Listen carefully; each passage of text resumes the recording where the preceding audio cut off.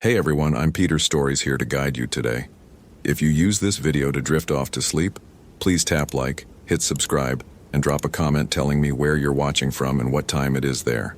Now settle in, get cozy, and let yourself relax.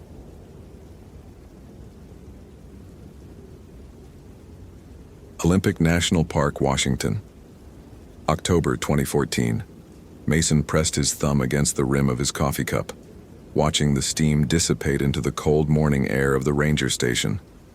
Outside, the Hoh rainforest stretched in every direction, a dense carpet of Sitka spruce and western hemlock that seemed to swallow the weak autumn sunlight. He'd been in Olympic National Park for 36 hours now, and his sister Harper had been missing for 72. Dr. Reeves, I need you to understand something. Ranger Jessica Ortiz leaned forward across her desk, her weathered hands folded together. She was Kino, Mason had learned, born and raised near the reservation that bordered the park's southern edge. Your sister wasn't just hiking, she was asking questions, specific questions about places we don't recommend visitors go. Mason set down his cup with more force than intended. She's a grad student in anthropology. Asking questions is literally her job description. Questions about Daskia, Ortiz said quietly. The name meant nothing to Mason, and his face must have shown it. Ortiz sighed, pulling out a map of the park and circling an area deep in the Hoh River Valley. This is where we found her camp, abandoned, food still out. Her research notes scattered. And this, she tapped a spot further north where the map showed nothing but green.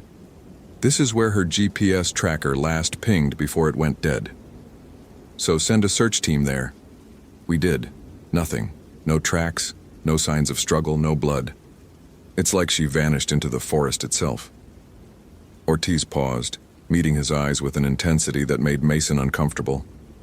Dr. Reeves, your sister's notes. She was researching Basket Woman.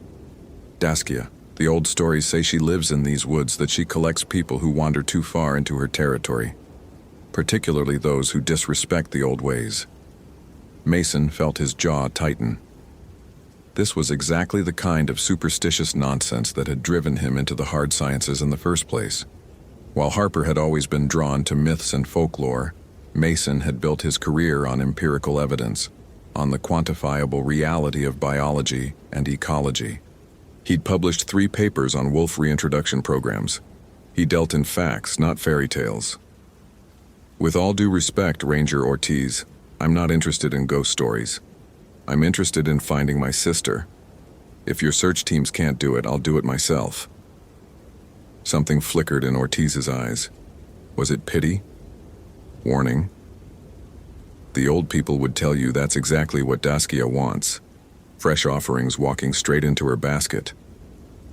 Mason stood, collecting the map and GPS coordinates. I'm a scientist. I don't believe in boogeyman. Your sister was a scientist too, Ortiz said softly. That's what worries me. The trail into the Hoh River Valley was stunning in that peculiar way that ancient forests are, beautiful and utterly indifferent to human presence. Massive trees thick as trucks rose into a canopy so dense that the forest floor existed in a permanent twilight. Everything was covered in moss. The fallen logs, the rocks, even the standing trees wore thick coats of emerald green. The air itself felt heavy, saturated with moisture and the smell of decomposition and growth occurring simultaneously. Mason had equipped himself sensibly: satellite phone, GPS unit, camping gear rated for the dropping temperatures, and enough supplies for 5 days. He'd done field work in remote areas before, wolf tracking in Montana, bear studies in Alaska. He knew how to handle himself in wilderness. What he wasn't prepared for was the silence. It wasn't the absence of sound exactly. There were noises, water dripping from leaves, the distant rush of the river, his own breathing. But there was something else, something underneath it all. A quality to the quiet that felt intentional. Waiting. He shook off the thought. He was letting Ortiz's superstitious warnings get to him. Harper's camp was exactly as described. Tent still standing, sleeping bag laid out, camp stove beside a half-prepared meal that had long since attracted ants. Mason photographed everything with his phone, his scientific training automatically cataloging details. No signs of struggle, no bear activity. Her backpack was gone along with her research notebook and camera, but her spare clothes and toiletries remained. She'd left willingly then, or been lured. He found her scattered notes weighted down by rocks around the fire pit, as if she'd been reviewing them before. Before what? Mason gathered them carefully, his heart clenching as he recognized Harper's precise handwriting. The basket woman, Daskia in Quinault language, is not merely a cautionary tale for children. Multiple sources confirm similar entities across Pacific Northwest tribes. The Sonoqua of Kwakwakawaku, the Zunukwa of Nu Cha Nulth. Common elements: female entity, lives deep in forest, carries large basket on back, collects humans, especially children or disrespectful adults, associated with wealth or power, can be appeased with offerings. Local informant, J.C. Quinault Elder, refused to be recorded, warned me against visiting her places. When pressed for specifics, he mentioned the old cedar grove past the Ho River's North Fork. Said 3 people went missing there in the 1970s. Official explanation: drowning. His explanation: they didn't respect the boundary stones. Tomorrow I'm going to look for the grove. If the boundary stones exist, they'd be archaeological evidence of pre-contact sacred sites. Could be significant for my thesis. Mason's hands trembled slightly as he lowered the notes. Tomorrow. She'd written this the day before she disappeared. The North Fork of the Ho River. According to his map, that was the area where her GPS had gone dead. He checked his watch. 2:47 p.m. He could make it there before dark if he moved fast. But something made him hesitate. Some instinct that had nothing to do with science told him that going there now, alone, was a mistake. He should wait for official search teams, should coordinate with the rangers, should approach this methodically. Instead, he found himself packing his essential gear into a day pack, leaving his main camp set up as a base. Because whatever else Harper was, she was his little sister, the girl who'd held his hand during thunderstorms when they were kids, who'd cried on his shoulder when their mother died, who'd been the only person to attend his PhD defense.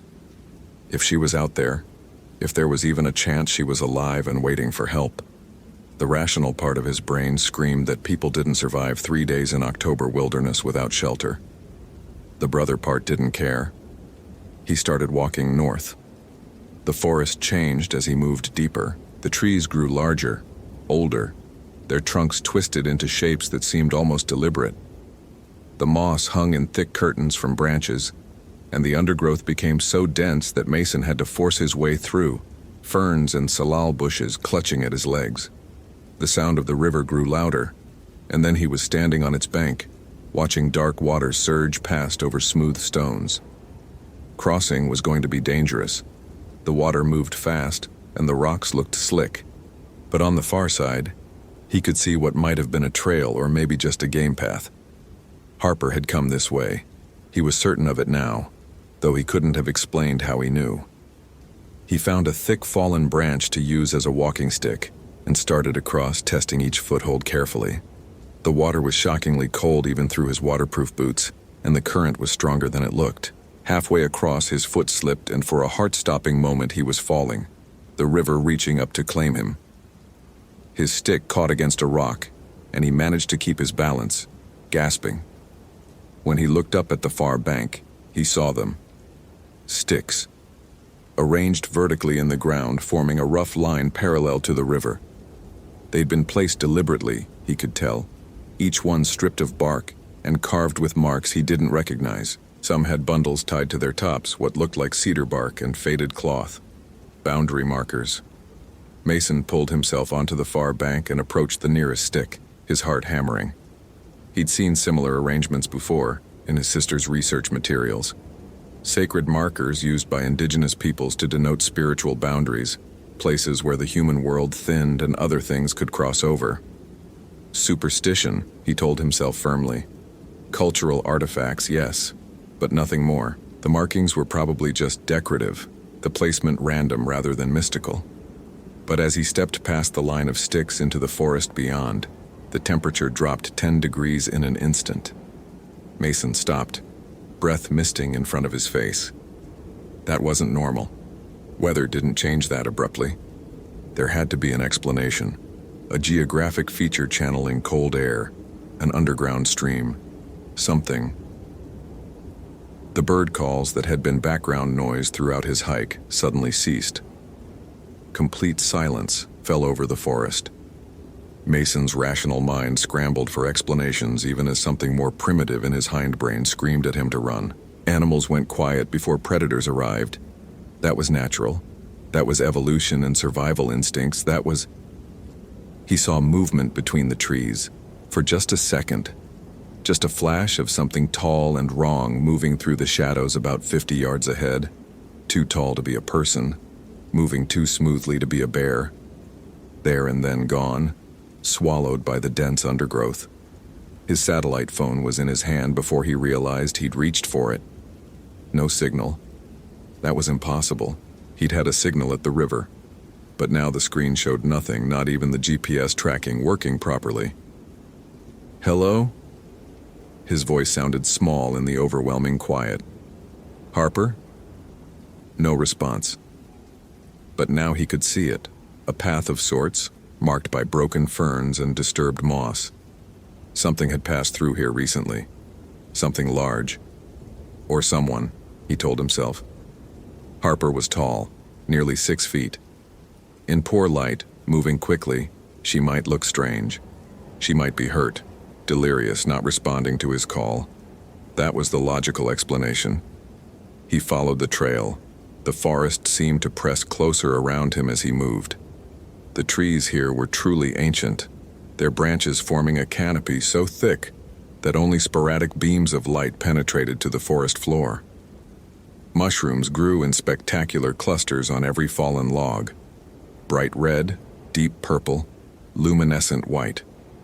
The moss had a feverish quality to it, green so intense it almost hurt to look at. And then he saw the grove. It opened before him like a cathedral. Massive western red cedars, each trunk 20 feet across or more, standing in a rough circle around a clearing. The ground was covered in a thick carpet of needles and moss, soft under his boots. In the center of the clearing stood a structure that made Mason's blood run cold. It wasn't built so much as assembled. Bones, deer, elk, smaller animals he couldn't identify, woven together with cedar bark into a sort of cage or basket shape, nearly 8 feet tall. Hanging from the bones were objects, strips of cloth that might once have been clothing, a rusted pocket knife, a Walkman that had to date from the 80s, and Mason's stomach lurched. A student ID card in a plastic holder, dangling from a length of rotted cord. He stepped closer, already knowing what he would see. University of Washington. Sarah Chen, 1977, one of the missing hikers from Harper's notes. His hands shook as he took out his phone to photograph the structure, but the screen had gone completely black. Dead. Impossible. He'd charged it fully that morning, and it had been working minutes ago. But when he pressed the power button, nothing happened. Dr. Reeves. Mason spun so fast he nearly fell. Behind him, where nothing had been a moment before, stood a woman. She was Native American, elderly, wrapped in a blanket woven with geometric patterns. Her face was deeply lined, her eyes dark and unreadable. "You shouldn't be here," she said, her voice carrying a strange echo, as if speaking from inside a cave. "Who are you?" Mason demanded, trying to keep his voice steady. "Did you see my sister?" Harper Reeves, about 26, brown hair. The one who asks questions. The woman nodded slowly. "Yes. She was here. She saw the boundary stones and crossed anyway. She saw the offerings and took photographs. She saw the old cedar and carved her name into its bark." The woman's expression remained unchanged, but something in her tone sent ice down Mason's spine. Daskia was offended. "That's not..." Mason took a breath, forcing himself back into rationality. "Look, I don't know who you are or what you're doing out here, but my sister is missing, and if you have information..." "Information?" the woman repeated, as if the word was foreign. You want information. You want facts. You want to understand with your small human mind what cannot be understood. She moved closer, and Mason noticed she left no footprints in the soft moss. Your sister wanted the same thing. She wanted to know if the stories were true. Now she knows. Where is she? The woman gestured toward the bone structure. In the basket. That's where Daskia puts those she collects. Some she eats, some she keeps, some she changes. Her eyes fixed on Mason with sudden intensity. Your sister was strong. Daskia likes strength. She'll keep your sister, make her into something new, something that serves the forest. This was insane. Mason took a step backward, hand going to his belt where he kept his bear spray. The woman might be mentally ill, might have hurt Harper, might be dangerous. He needed to get back to the ranger station, report this, get real help. You don't believe me, the woman said, and she smiled. It was the most horrible thing Mason had ever seen, that smile, because it was filled with something like pity. You need proof. You need to see to believe. She raised one hand, pointing behind him. Then see. Against every instinct screaming at him not to, Mason turned. The bone structure was opening. Not like a door. The bones themselves were moving, sliding apart like ribs expanding, and from the darkness within, something was emerging. It was tall. That was Mason's first coherent thought. 7 feet at least, maybe more. Its body was wrong. Too thin, limbs too long, joints bending in directions that shouldn't be possible. It was covered in what looked like cedar bark strips, woven with moss and lichen, hanging from its frame like ragged clothing or skin. He couldn't see a face, just darkness beneath a hood or shroud of bark. But he could see its hands. Long fingers ending in wooden claws, and clutched in those fingers was a shape he recognized. A backpack. Harper's backpack, decorated with pins from national parks she'd visited. The thing that couldn't exist took a step toward him. Mason ran. He crashed through the undergrowth, thorns tearing at his clothes, low branches whipping his face. Behind him he could hear movement. Not footsteps exactly, but a rustling like wind through dry leaves getting closer. His lungs burned, his legs pumped, his mind screamed denials even as his body executed pure animal panic. This wasn't real. Couldn't be real. He was having a breakdown, a stress-induced hallucination, carbon monoxide poisoning from a faulty camp stove. Something, anything that made sense. His foot caught on a root, and he went down hard, sliding across wet moss and dead leaves. He rolled onto his back, scrambling backward on his hands and heels, and looked up. The thing stood over him, impossibly tall, impossibly present. This close he could smell it. Wet earth and rotting cedar and something underneath that was almost sweet, like decay. The bark-covered arms reached down, and for one horrible moment, Mason thought he was going to die, was going to be taken into that terrible basket to join whatever remained of his sister. But the creature simply dropped Harper's backpack onto his chest and then straightened, tilting its head in a gesture that was eerily human. Watching him. She wants you to know. The old woman's voice came from somewhere nearby, though Mason couldn't see her. Your sister is hers now, but Daskia is not without mercy. She offers you a choice. Mason clutched the backpack to his chest like a shield, his entire body shaking. He tried to speak but couldn't make his throat work. You can leave, the woman continued. Return to your world. Tell them Harper was lost to the forest as so many before her. Accept what you cannot change. Or, there was a pause, heavy with meaning. Or you can stay. Offer yourself in her place. Daskia respects sacrifice. She might accept the trade. This isn't real. Mason finally gasped out. There has to be. But his words died as the creature before him shifted, and for just a second, the bark and moss fell away from its face. Harper looked back at him. Not all of Harper. The eyes were his sister's, that particular hazel green that matched his own. The bone structure was hers, the curve of her jaw. But the skin was wrong, too gray, with moss growing in patches along her cheeks. Her mouth opened, and instead of teeth, there were thorns. "Mason," she said, and her voice was Harper's voice underwater. Harper's voice filled with soil and roots. "Mason, run." Then the bark shroud fell back across her face, and it turned and walked back toward the cedar grove, moving with that impossible fluid grace. Harper's backpack slipped from Mason's numb fingers. "The choice is yours," the old woman said, and when Mason looked for her, she was gone. Only her voice remained, coming from everywhere and nowhere. "But choose quickly. Daskia's patience has limits." Mason didn't remember getting back to the river. One moment he was lying on the forest floor, his mind fractured into pieces by what he'd seen, and the next he was kneeling on the near bank, his boots soaked, his phone somehow in his hand again. It showed 6:47 p.m. He'd lost hours. His rational mind tried desperately to reassemble itself. Hallucination. Drug exposure. There were mushrooms everywhere in that forest. Some could be psychoactive if touched. That would explain. But Harper's backpack was still slung over his shoulder. He could feel its weight, could see the pins she'd collected. When he opened it with trembling hands, he found her research notebook, her camera, her water bottle. All real. All solid. Inside the notebook, on the last page she'd written, there was a new entry. The handwriting was Harper's, but it looked wrong. Shaky. Some letters backwards, as if her hand had forgotten how to form them correctly. "Mason, if you're reading this, I'm sorry. I was wrong. So wrong. The stories aren't metaphors. They're warnings. I crossed the boundary. I took what wasn't mine. I photographed what shouldn't be seen. She came for me on the second night. At first I thought she was just a woman in the woods, but then I saw her basket, saw what was inside, bones and moss and things that used to be people.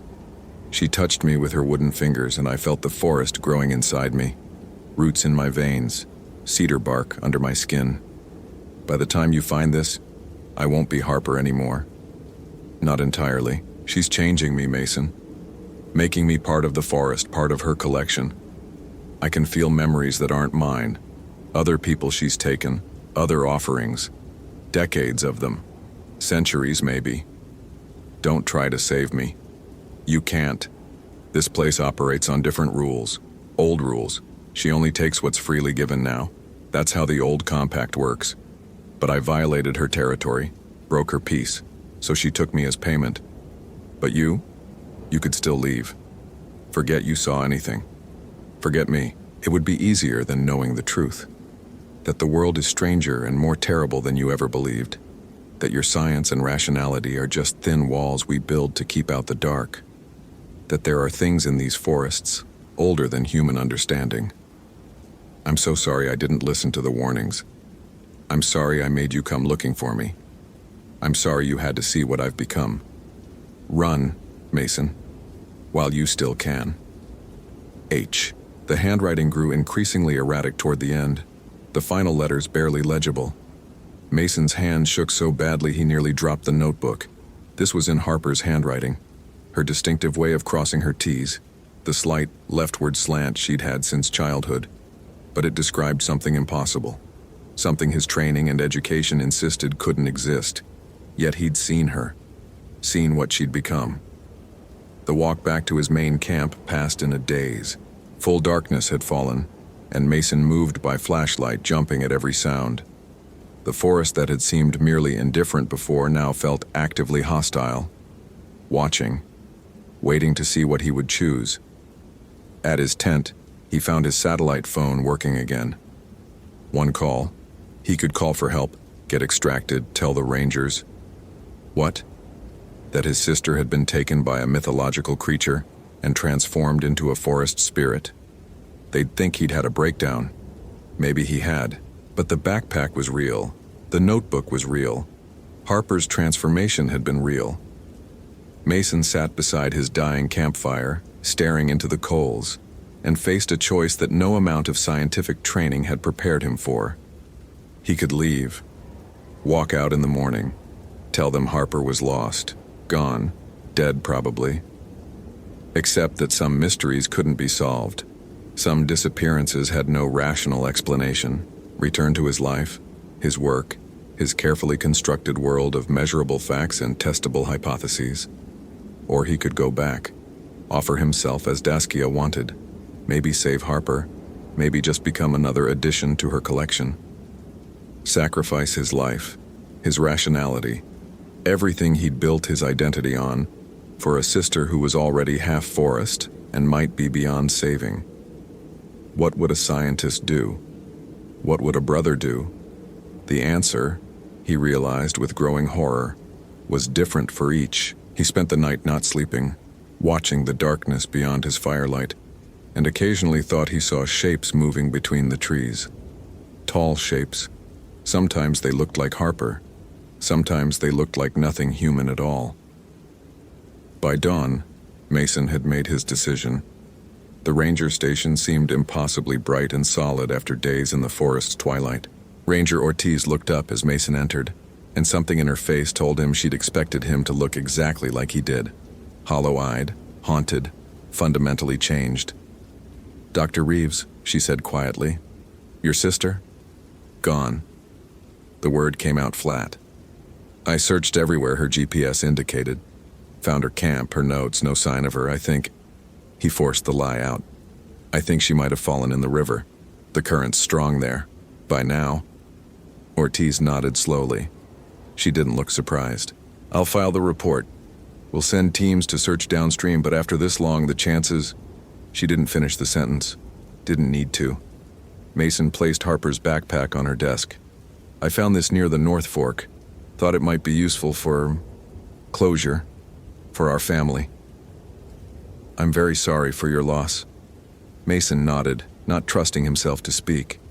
He turned to leave, then paused at the door. "Ranger Ortiz? Those stories you told me about Daskia, do you believe them?" She met his eyes for a long moment. "My grandmother saw her once when she was young. Crossed the boundary stones looking for a lost dog. She said the basket woman let her go with a warning. Respect the forest, respect the old places, or the forest will take what it's owed." Ortiz's expression was unreadable. "My grandmother never went into the deep woods again. Lived to be 93. Did she ever see her dog again?" "No, but sometimes," she said, "on quiet nights she could hear it barking from somewhere deep in the trees. Still alive after all those years. But not a dog anymore. Not entirely." Mason felt his stomach twist. He nodded once and left. The drive down the mountain took hours. Mason kept his eyes on the road, didn't let himself look at the vast green expanse of the Olympic National Forest, stretching out on all sides.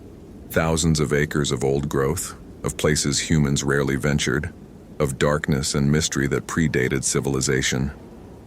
His phone buzzed as he reached the main highway, signal returning, the modern world reasserting itself. Emails, messages, the normal noise of human life. It all seemed distant now, like watching a movie of someone else's existence. He'd made his choice, the scientist's choice, not the brother's. He'd chosen his own survival, his own sanity, his own carefully rational understanding of how the world worked. He'd chosen to leave Harper to whatever transformation was consuming her, to let her become another victim of the forest, another entry in the long list of people who disappeared into the wilderness and were never found. It was the sane choice, the rational choice.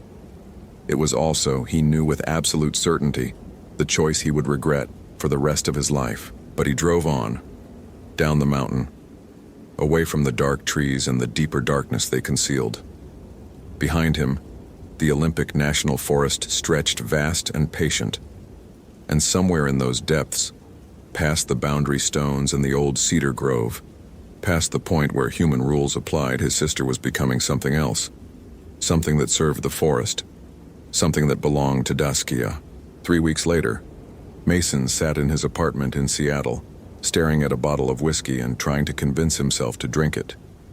His department head at the university had been sympathetic about his family emergency, had given him leave. His colleagues had sent condolences about Harper. The official report listed her as presumed drowned, her body never recovered. They'd held a memorial service. Their father had flown in from California, old and grief-stricken. "At least you tried," he'd told Mason. "At least you went looking for her." Mason hadn't told him what he'd found. He couldn't eat, couldn't sleep more than a few hours before waking with the image of Harper's transformed face seared into his mind. Couldn't concentrate on his work, his research, the comfortable world of empirical facts that had once been his refuge.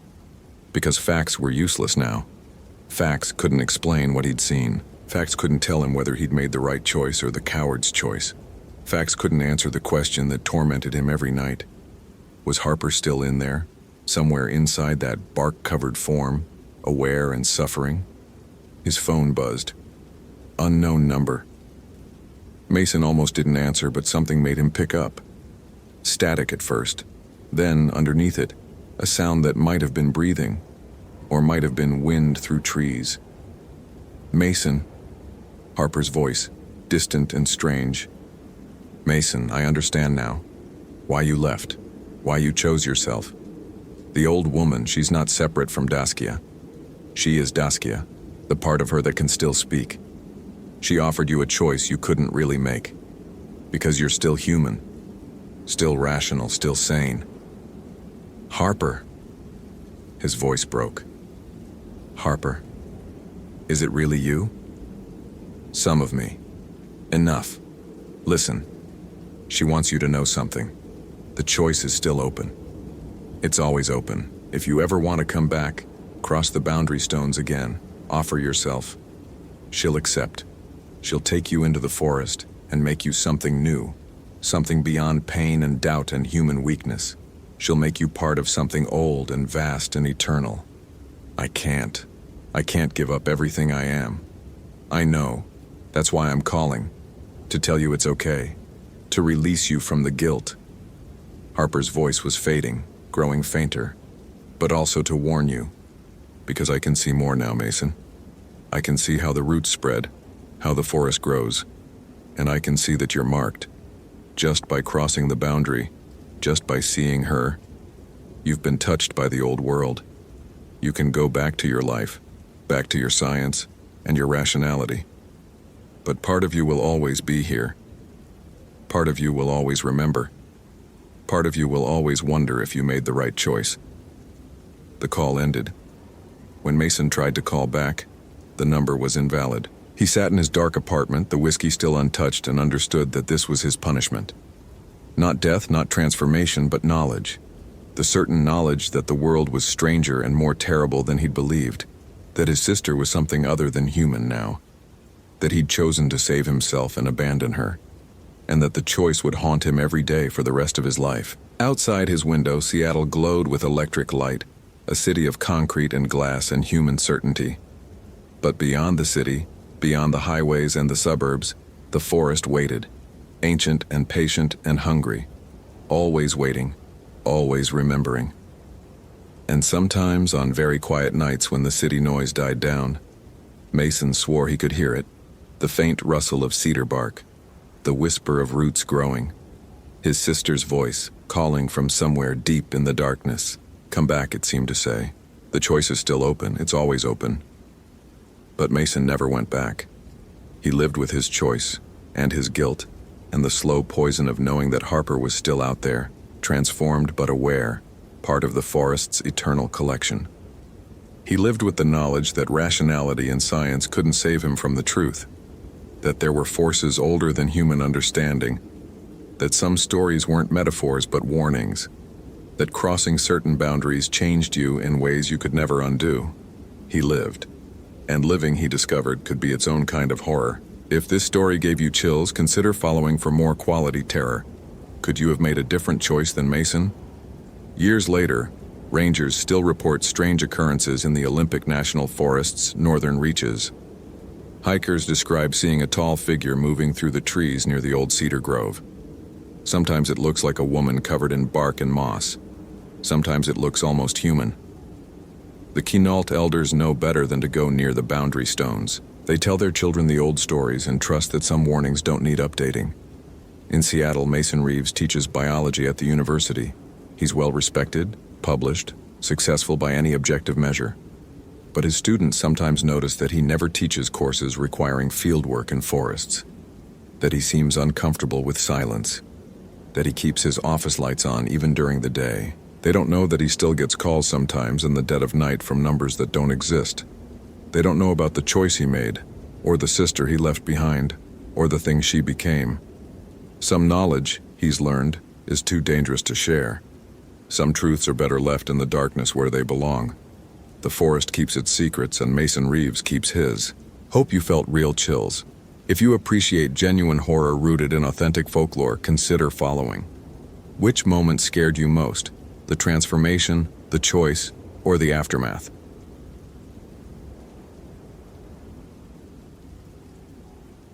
The call came through at 4:47 a.m. on February 3, 2017, pulling Charlotte Reed from a dreamless sleep in her Houghton apartment.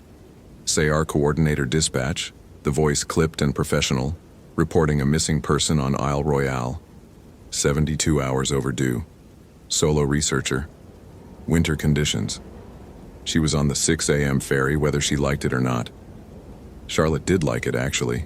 She'd spent 8 years with Michigan Search and Rescue, the last 3 as lead analyst, and winter extractions were her specialty.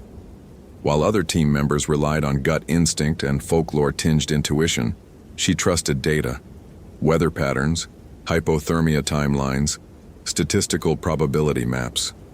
Her success rate spoke for itself: 43 successful recoveries, 0 losses. Mathematics didn't lie. The crossing to Isle Royale took 3 hours through choppy, ice-choked waters. Charlotte spent the time reviewing the case file on her laptop, methodically building her mental model. Daniel Hawthorne, 31, wildlife biologist from the University of Minnesota, studying wolf-moose population dynamics. Last contact February 1st via satellite phone, reporting he'd tracked a wolf pack to the island's northeastern quadrant. His research partner, Dr. Sarah Chen, had grown concerned when Daniel missed 2 scheduled check-ins. Standard protocol demanded a 72-hour wait before initiating SAR operations, but Chen had political connections, hence Charlotte's pre-dawn wake-up call. The data painted a clear picture. Daniel had 17 years of wilderness experience, military survival training, and top-tier equipment. His GPS tracker showed his last known position near Siskiwit Lake, 6 miles inland through dense boreal forest. Current temperature, -18 Fahrenheit, wind chill -35. Sunset at 5:47 p.m. She had 13 hours of usable daylight. Charlotte disembarked at Rock Harbor with her gear: GPS unit, satellite communicator, first aid pack, emergency bivy, chemical heat packs, and her standard issue Glock 22. The island in February was a study in hostile beauty. Ancient spruce and birch draped in snow, frozen Lake Superior extending to the horizon like hammered steel. The ranger station stood empty, even the permanent staff evacuated during the deep winter months. She was alone with approximately 200 square miles of wilderness and whatever remained of Daniel Hawthorne. She began hiking at 9:23 a.m. following Daniel's GPS trail. The first 3 miles revealed nothing unusual. His tracks were still visible in places where wind hadn't scoured the snow clean. Size 11 boot prints, steady gait, purposeful direction. Charlotte logged each observation in her digital recorder, building her timeline. Daniel had been moving northeast, following the shoreline initially before cutting inland. Textbook wolf tracking behavior. The first anomaly appeared at mile marker 4. Daniel's tracks simply stopped. Not faded, not blown away, stopped. Mid-stride, his left boot print clearly visible, then nothing. Charlotte crouched, studying the snow with her trained eye. No signs of a fall, no disruption in the surrounding powder, no blood spatter. Just absence where continuation should exist. She marked the GPS coordinates, photographed the scene, and expanded her search radius in concentric circles. 40 feet to the west, she found the tracks again. Same boot print, same gait pattern, but the direction had changed by roughly 60 degrees. Charlotte frowned. The analytical part of her mind, the part that had earned her a mathematics degree before joining SAR, immediately began calculating explanations. Disorientation from hypothermia? Possible, but the stride length remained consistent, suggesting full motor control. Deliberate evasion? Of what? She continued northeast, following the resumed trail. Her unease grew with each mile. The forest felt wrong in ways she couldn't quantify. The silence was too complete. No bird calls, no small mammal rustling, not even wind through the branches. Isle Royale in winter was never bustling with life, but this absence felt intentional, as if the forest itself held its breath. At 12:34 p.m., Charlotte found Daniel's campsite. The tent stood intact, its bright orange fabric a wound against the white landscape. The entrance flap hung open, moving slightly in the windless air. Charlotte approached with her sidearm drawn, calling out according to protocol. No response. She documented the scene with photographs before investigation, standard procedure that her rational mind insisted upon, even as her instincts screamed warnings. The tent's interior was chaos. Daniel's sleeping bag lay shredded, down feathers scattered like snow within snow. His satellite phone sat on the ground, screen cracked but still functional. Charlotte powered it on. The last outgoing message, timestamped 11:47 p.m. on February 1st, read, "Something wrong with the wolves. Not moving right. Sarah, if you get this..." The message cut off mid-sentence. His research notes lay scattered across the tent floor. Charlotte gathered them, her analyst's mind cataloging details. The handwriting deteriorated across the pages, from neat field observations to increasingly erratic scrawls. The early entries were standard wildlife documentation: wolf pack behavior, hunting patterns, territory markers. Then, on January 31st, pack refuses to feed on moose kill. Third carcass they've abandoned. Unusual vocalizations, not howls exactly, more like screaming. February 1st morning. The tracks are wrong. Measured stride length, 8 to 9 feet between prints. Wolves don't move like that. Wolves don't move like that. February 1st afternoon. Found something near the old mining camp. Bones arranged in patterns. Not natural, not animal behavior. Someone or something is still here. The final entry, barely legible. It walks on 2 legs now. I can hear it breathing outside the tent. So hungry. It's always been so hungry. The Algonquian were right about... The text dissolved into illegible scratches. Charlotte's hands trembled as she photographed each page. Her training screamed that this was psychological breakdown, hypothermia-induced psychosis, classic symptoms of severe exposure. But the methodical part of her mind, the part that worshipped data, noted discrepancies. The handwriting changed, yes, but the observational detail remained sharp until the very end. These weren't the ramblings of a hypothermic mind losing coherence. They were the increasingly desperate notes of someone documenting something impossible. She forced herself to continue the search.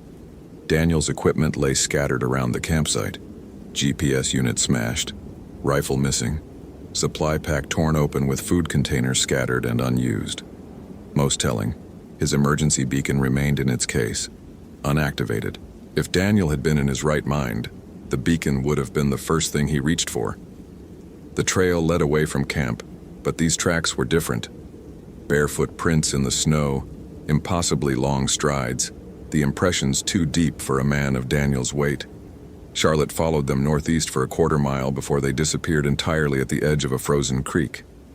On the far bank, she found the first blood. Not a small amount.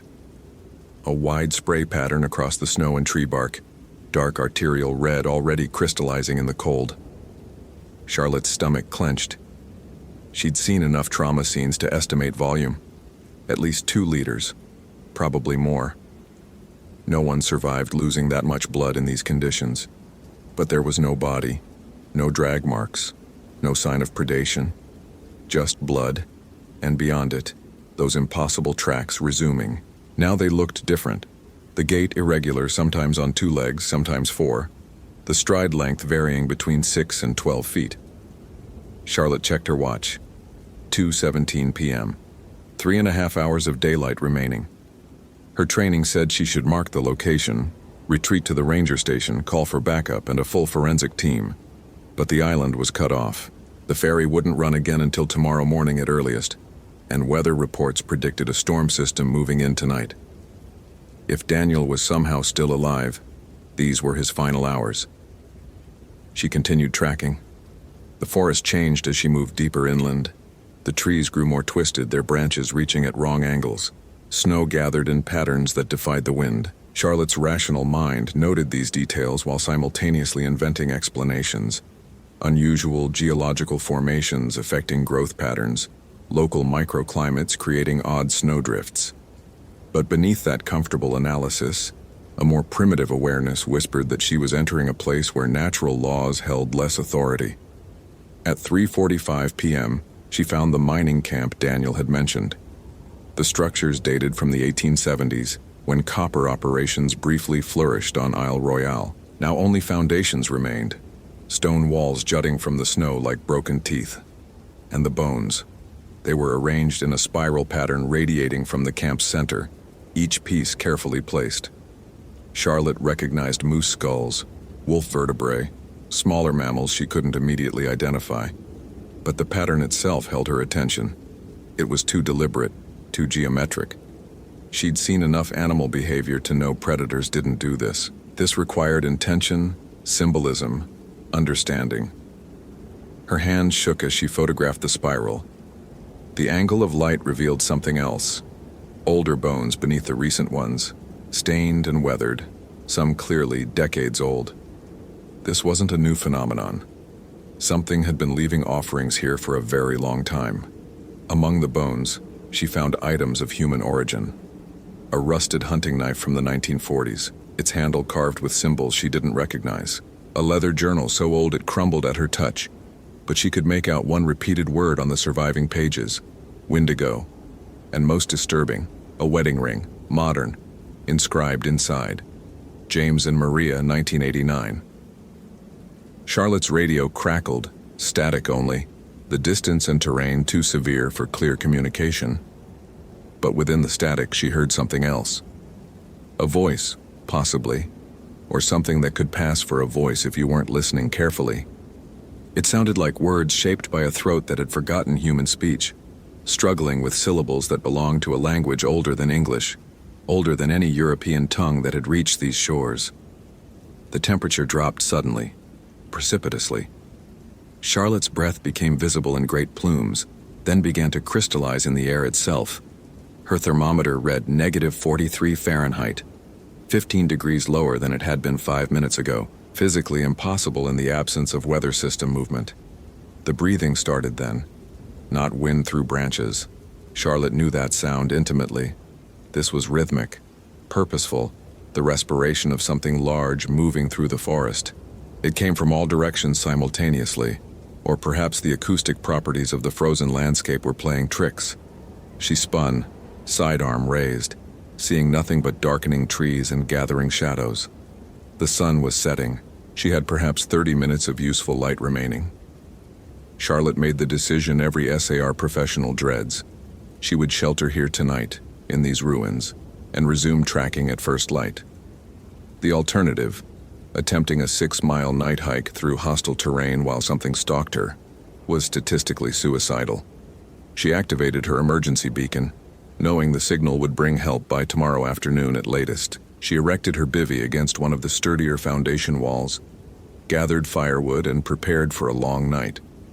Her rational mind insisted on procedure, on survival protocols, on maintaining the fiction that this was simply a difficult extraction in challenging conditions. But her hands trembled as she struck the fire, and she found herself arranging her spare equipment in patterns around her shelter, an unconscious echo of the bone spiral, as if primitive instinct understood protective symbolism better than her educated consciousness. Full darkness came at 6:23 p.m. The forest transformed. The breathing grew louder, circling her position. With it came sounds that violated her understanding of acoustic physics, wolf howls that harmonized impossibly, suggesting not a pack but a single throat capable of multiple simultaneous vocalizations. Footsteps that crunched through snow with weight that should break through the frozen earth itself. And underneath it all, a constant scratching, like fingernails on bark, coming from the trees themselves. Charlotte maintained her fire, feeding it obsessively. She'd read Daniel's notes. She understood, intellectually, what they suggested. The Ojibwe and other Algonquian peoples had stories about the Wendigo, a cannibalistic spirit born of desperate hunger, of humans who consumed human flesh during winter starvation. The creature was always hungry, never satisfied, growing more skeletal even as it fed. It was said to possess the ability to mimic voices, to move with impossible speed, to drive its victims to madness before consumption. Folklore, her rational mind insisted, cultural explanations for winter psychosis, for the genuine psychological horrors of starvation and isolation. Not real. Never real. But the bones in the spiral were real. The blood spray was real. Daniel's deteriorating notes were real. And the thing circling her shelter was most definitely real. At 9:37 p.m. it spoke. Charlotte. Her own voice, perfectly replicated, coming from the darkness beyond her fire's reach. Charlotte, I found him. Daniel's alive. You need to come quickly. She didn't move. Couldn't move. The voice was flawless. Her own accent, her own vocal patterns, even the slight rasp she developed when stressed. She watched the darkness, firearm in hand, and said nothing. Charlotte, please. Now it was Daniel's voice, weak and pained. I'm hurt, I can't move. Please help me. Please. The analytical part of her mind noted. The thing was testing her, learning what might draw her out. It had studied human behavior, understood vulnerability and compassion, perhaps from past victims, perhaps from centuries of them. I know what you are, Charlotte said, surprised by the steadiness of her own voice. The mathematics of survival were clear now, stripped of comforting denial. You were human once. The Ojibwe called you Windigo. The Cree said Weetikau. You violated the sacred laws, ate human flesh during the starving time. Now you're never satisfied, never full. Just hunger wearing a human shape. The breathing stopped. Complete silence pressed down like physical weight. When the response came, it wasn't in any voice she recognized. It was the sound of winter wind through a dead man's ribs, of ice cracking across a frozen lake, of starvation made audible. Hungry. The word stretched across impossible syllables. Always hungry. You understand now? Good. She understood too before I ate her. Maria, in 1989, she fought. But the hunger never stops. Charlotte's mind processed the confession without emotion, filing it away with the ring she'd found. How many victims had there been? How many researchers, hikers, rangers who disappeared on Isle Royale over the decades? Their deaths attributed to natural causes, to the brutal mathematics of cold and isolation? Daniel, she asked, already knowing the answer. 3 days passed. Fed, but not satisfied. Never satisfied. You next. You smell like fear now, not certainty. I can taste the doubt in your breath. You came seeking logic, found only hunger. At 11:04 p.m., it showed itself. The firelight caught movement at the edge of visibility. Something that had been standing motionless in the shadows, now stepping forward. Charlotte's mind tried to categorize what she saw and failed catastrophically. Her education insisted this was impossible. Her eyes reported differently. It stood between 8 and 9 feet tall, skeletal to the point of anatomical impossibility. Skin pulled gray and tight over bones that seemed too long, too angular to be mammalian. The face retained human features, but stretched and wrong, the mouth too wide and filled with teeth that had never been meant for an omnivorous jaw. The eyes were the worst, not black or empty, but aware and intelligent, holding the accumulated wisdom of predation. What destroyed Charlotte's final defenses wasn't the creature's appearance.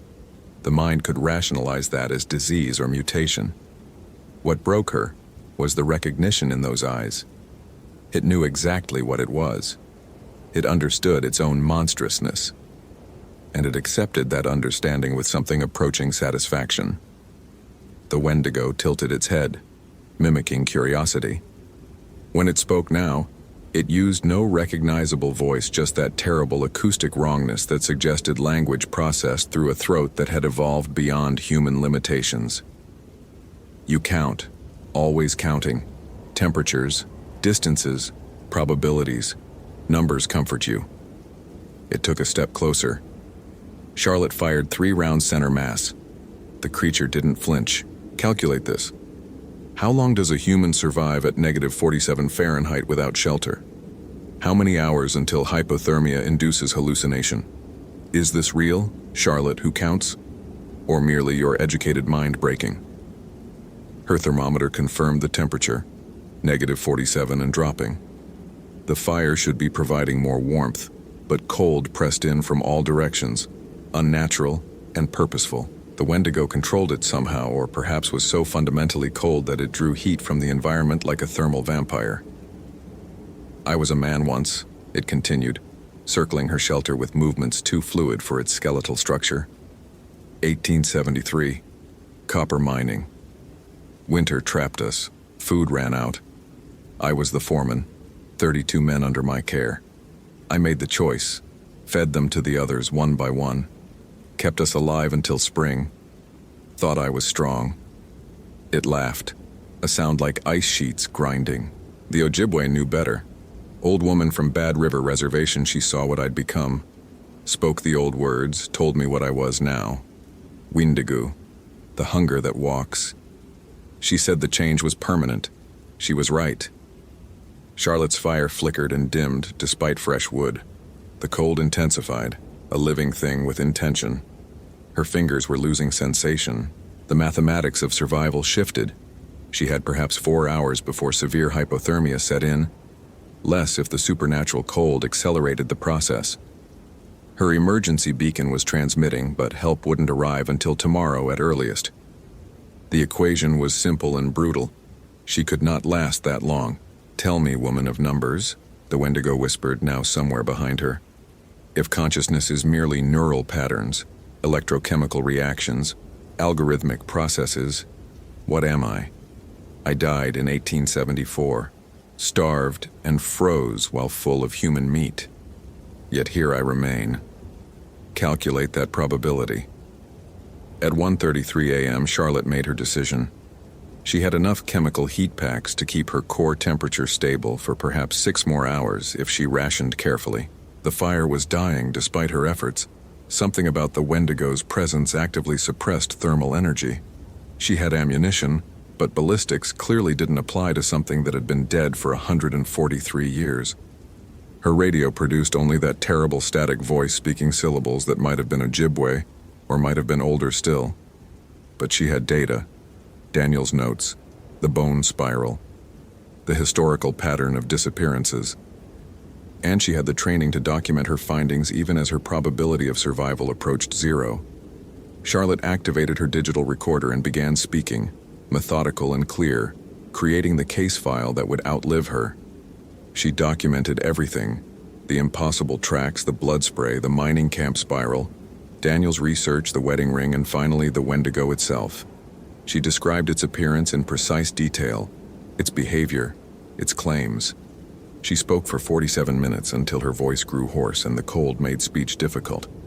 The Wendigo listened without interrupting, and when she finished, it spoke again. You believe now. Not want to, but cannot deny. Your numbers don't work here.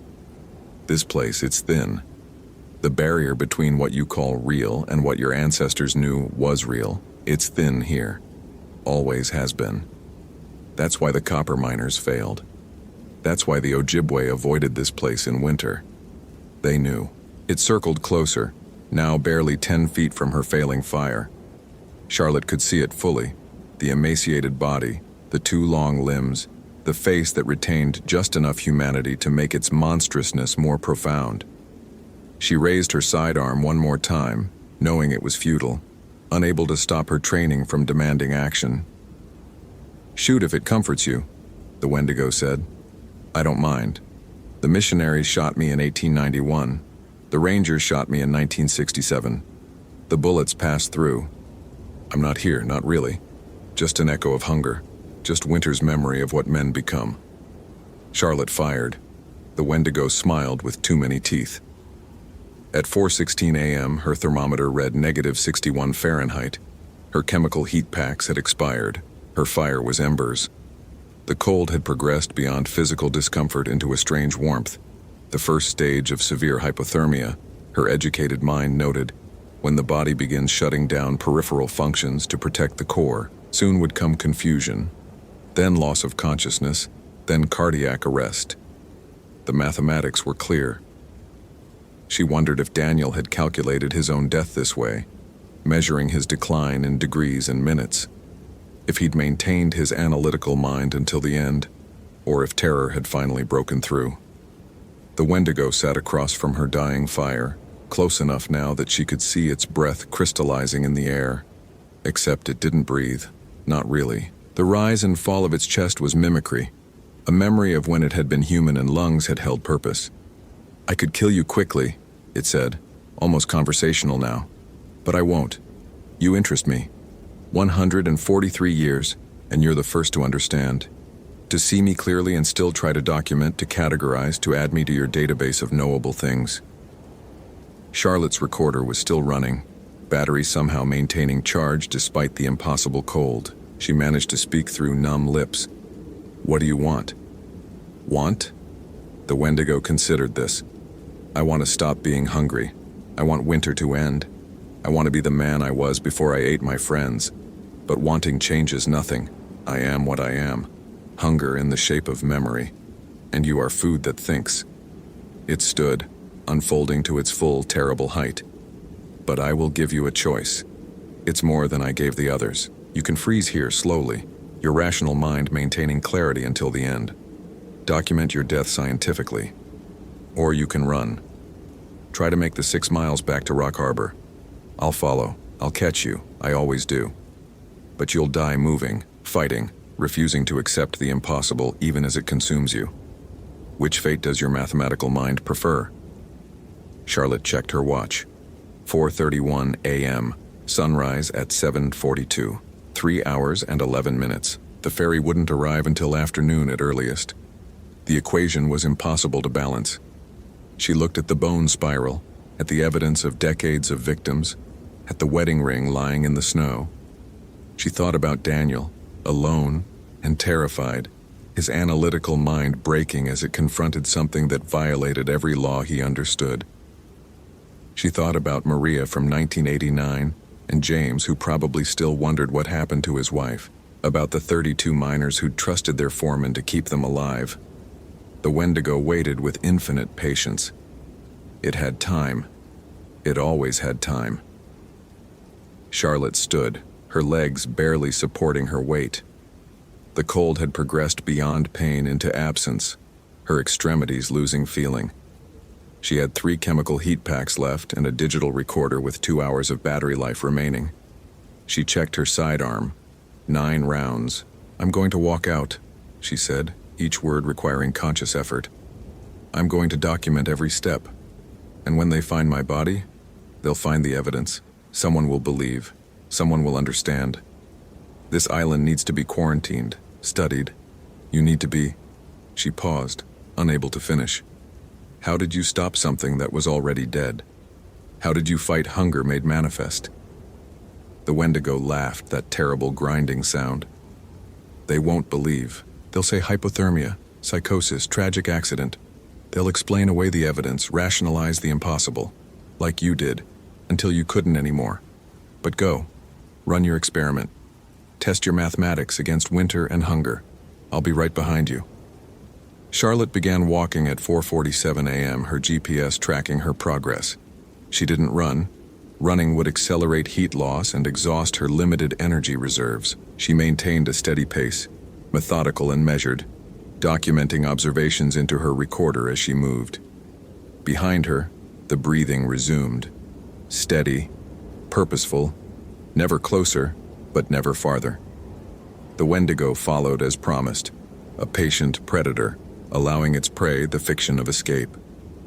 Mile 1. Charlotte's core temperature had dropped to 94 degrees Fahrenheit. Mild hypothermia, causing confusion and loss of coordination.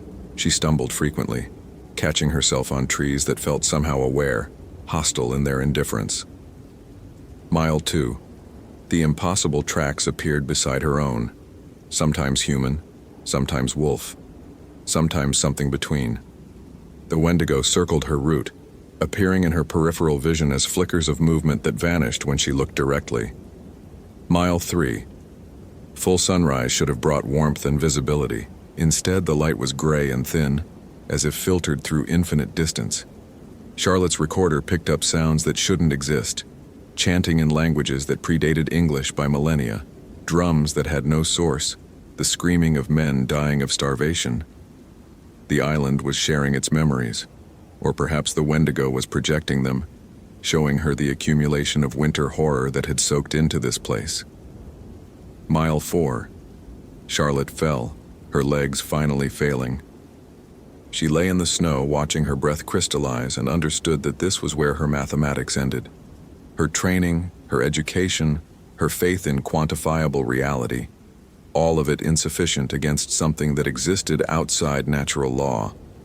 The Wendigo emerged from the tree line, taking its time.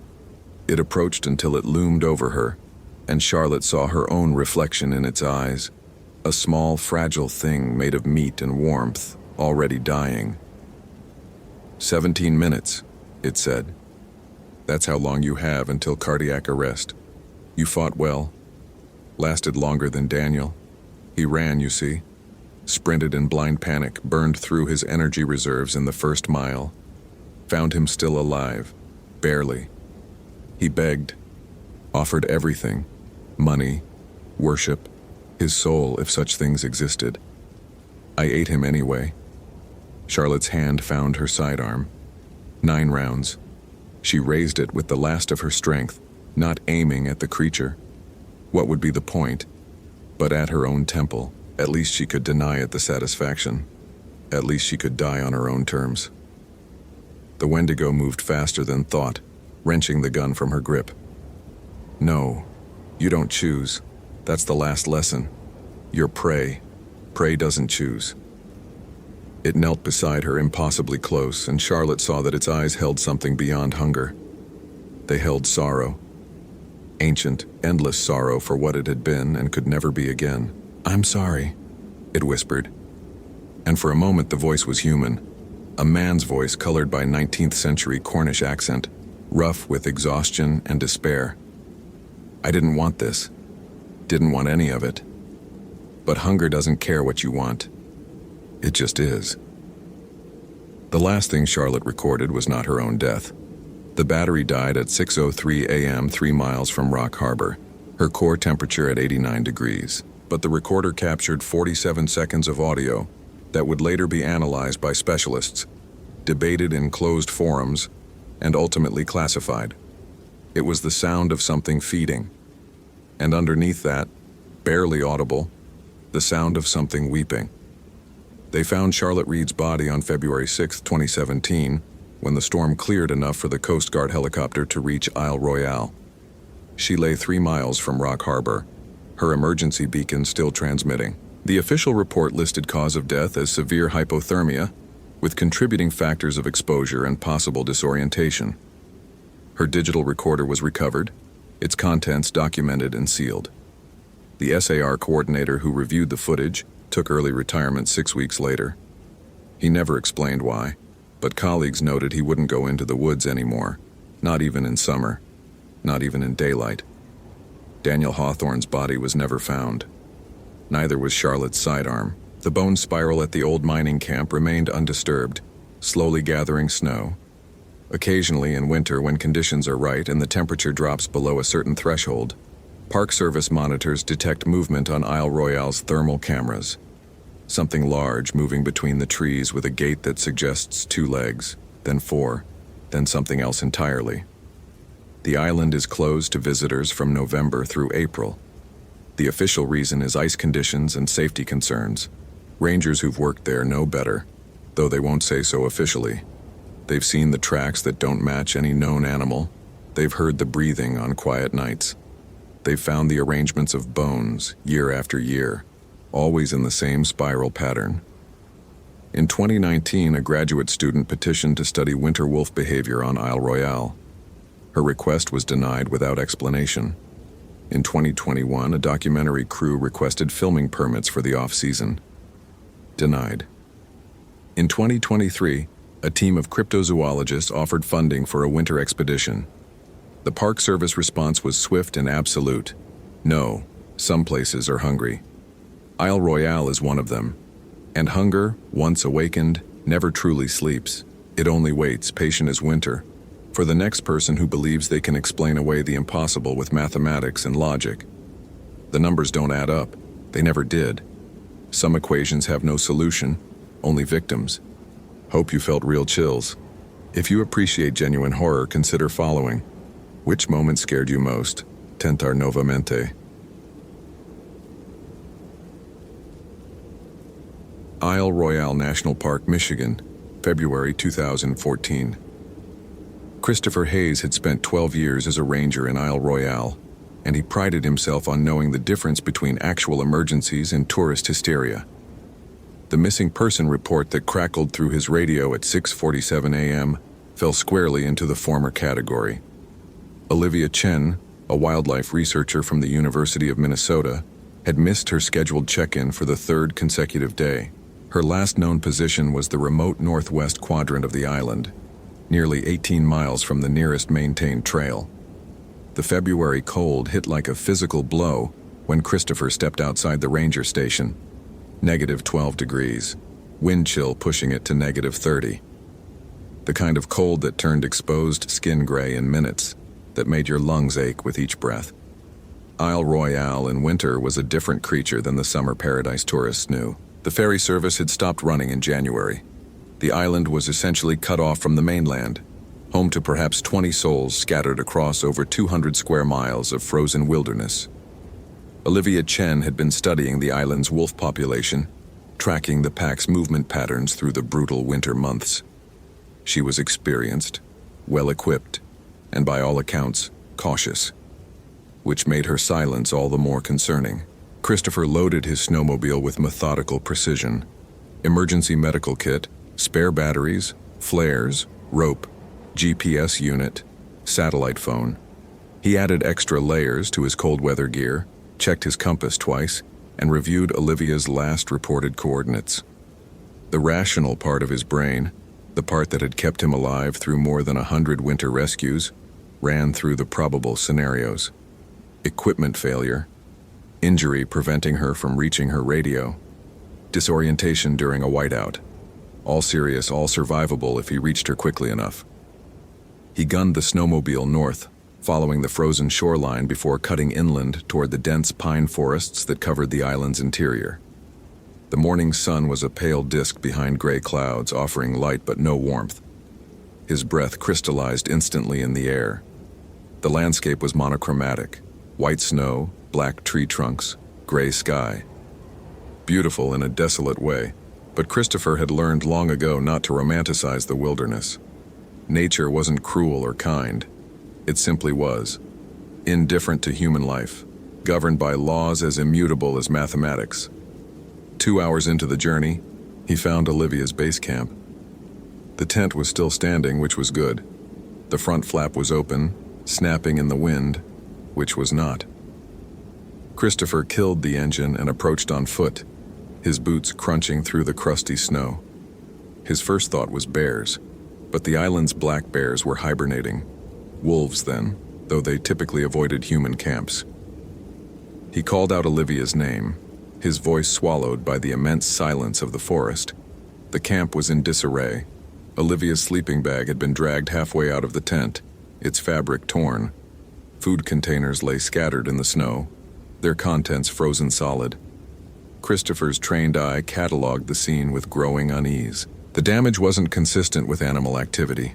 Bears ransacked camps with purpose, seeking food. This looked frantic, chaotic. There was no blood, which was good, but also strange. If an animal had attacked, there would be blood. He found her research journal near the cold remains of a campfire. The entries were meticulous up until 3 days ago, documenting wolf sightings, temperature readings, and behavioral observations. Then the handwriting changed. The final entry, dated February 23rd, was barely legible. The wolves won't stop howling. Wrong direction, wrong sound.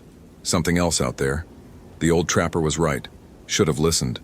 So hungry. Why am I so hungry?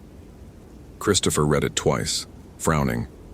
Hypothermia could cause confusion, irrational behavior. But Olivia was experienced. Her shelter was intact. She had adequate supplies. What had driven her from the camp? He keyed his radio. "Base, this is Hayes. Located Chen's camp. Site is abandoned, signs of distress, no indication of her current position. Expanding search radius." "Static then." "Copy that, Hayes. Be advised, storm system moving in from the northwest. You've got maybe 6 hours before conditions deteriorate." Christopher acknowledged and began a systematic grid search around the camp. He found her radio 20 yards to the east, frozen in a snowbank. The battery was dead, but the casing showed no damage. She'd either dropped it or thrown it. Neither made sense. He marked the location on his GPS and continued searching. The tracks appeared 50 yards from camp, partially filled with wind-blown snow but still visible. Human prints, barefoot. Christopher stared at them for a long moment, his rational mind struggling to accept what he was seeing. No one went barefoot in negative-degree weather. It was suicide.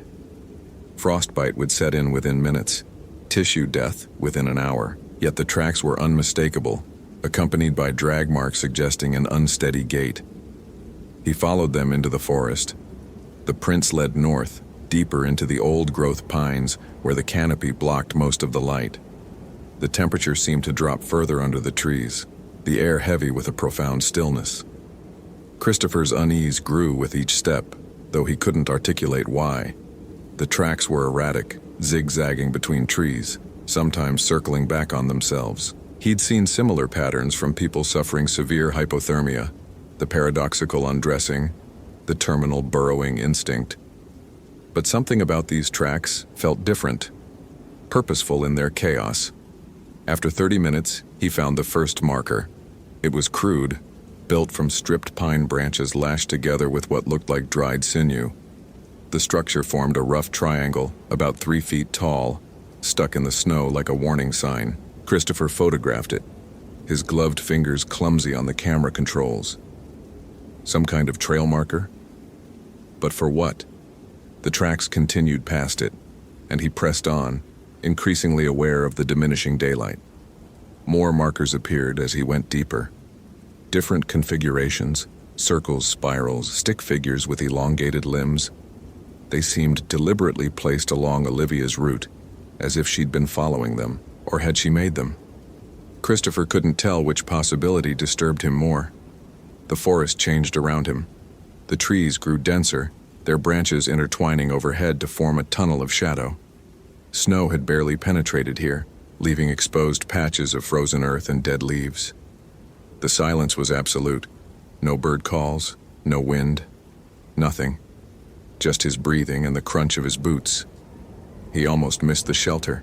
It was built into a natural depression between two massive oak trees, constructed from branches and moss and what appeared to be strips of bark. Primitive, but effective. Christopher approached cautiously, noting the disturbing additions. More bones than before, arranged in patterns around the entrance. Skulls of small animals, rabbits, squirrels, a fox, stacked like offerings. The bones had been picked completely clean. "Olivia?" His voice sounded obscenely loud in the stillness. "Olivia Chen, this is Ranger Hayes. I'm here to help you." Movement inside the shelter. A rustling, then a low sound that might have been a whimper or a growl. Christopher's hand went to the radio on his belt, but he didn't key it. Not yet. He needed to assess the situation first. "I'm coming in, okay? Don't be alarmed." He ducked through the entrance, his flashlight cutting through the darkness. The smell hit him first. Rot and copper and something sweetly putrid that made his stomach lurch. The beam found the back wall of the shelter, illuminating symbols carved deep into the bark. Not random marks, but deliberate patterns, repeated over and over. Spirals, concentric circles, crude representations of figures with antlers. Then the light found her. Olivia was pressed into the corner, knees drawn to her chest, rocking slowly. Her winter coat was gone, along with her boots and most of her clothing. Her exposed skin was mottled with frostbite, black and purple spreading like bruises. But she was alive, breathing, her eyes open and staring at nothing. Impossibly alive, despite exposure that should have killed her days ago. Jesus Christ.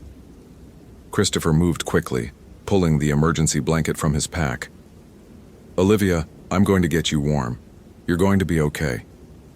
He draped the blanket over her shoulders, but she didn't seem to register his presence. Her lips moved soundlessly, forming words he couldn't hear. He checked her pulse, racing, far too fast. Her pupils were dilated, her skin fever-hot despite the frostbite. None of it made medical sense. Olivia, can you hear me? I need you to come with me. We need to get you to a hospital. Her head turned slowly toward him, and Christopher found himself looking into eyes that didn't quite focus.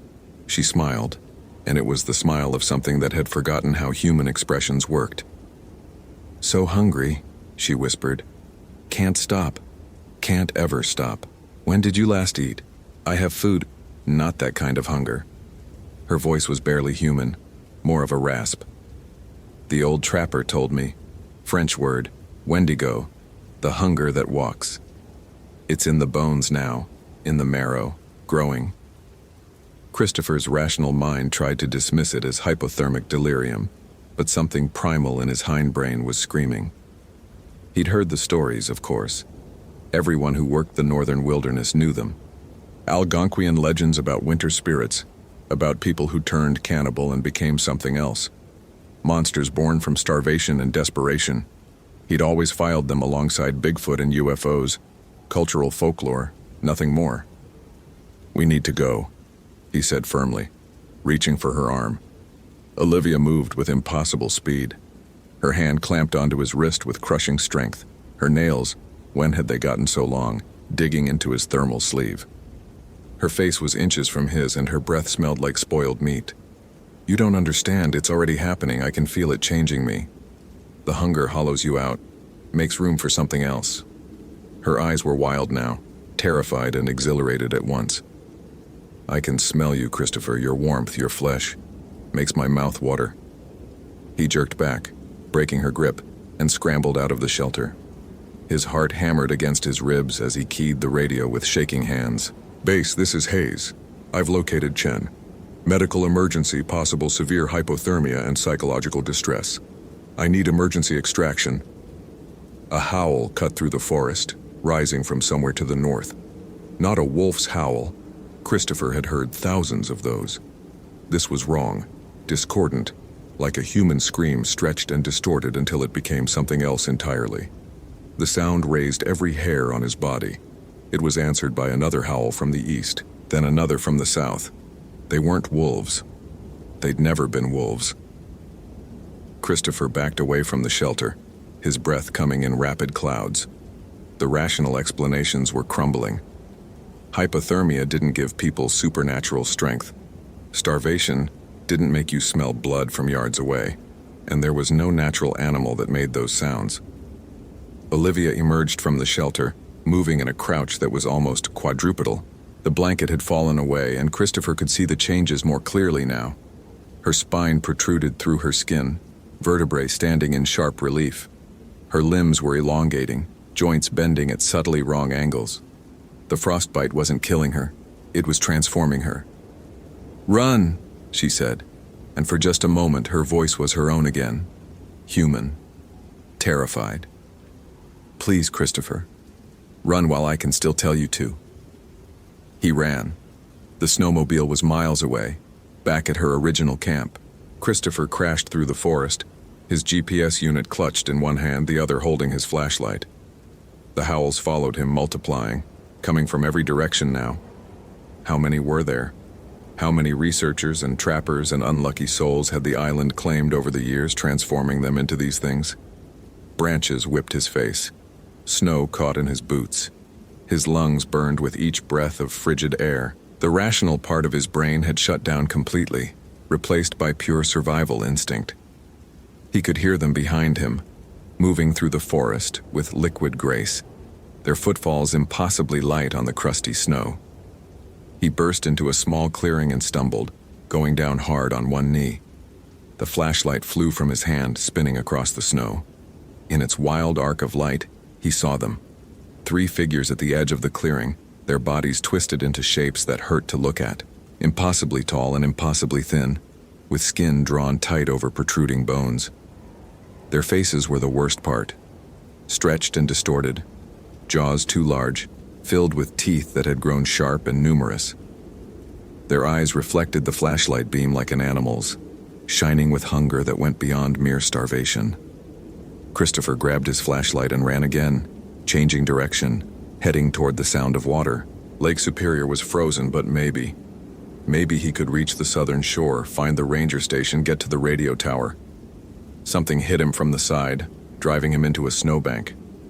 He rolled, bringing up his arms to protect his face and throat, and found himself staring up at what had once been Olivia Chen. She straddled him, her weight impossibly light, her fingers, claws now, definitely claws, pressed against his chest. Her face hung inches above his, and he could see the last remnants of humanity draining from her features.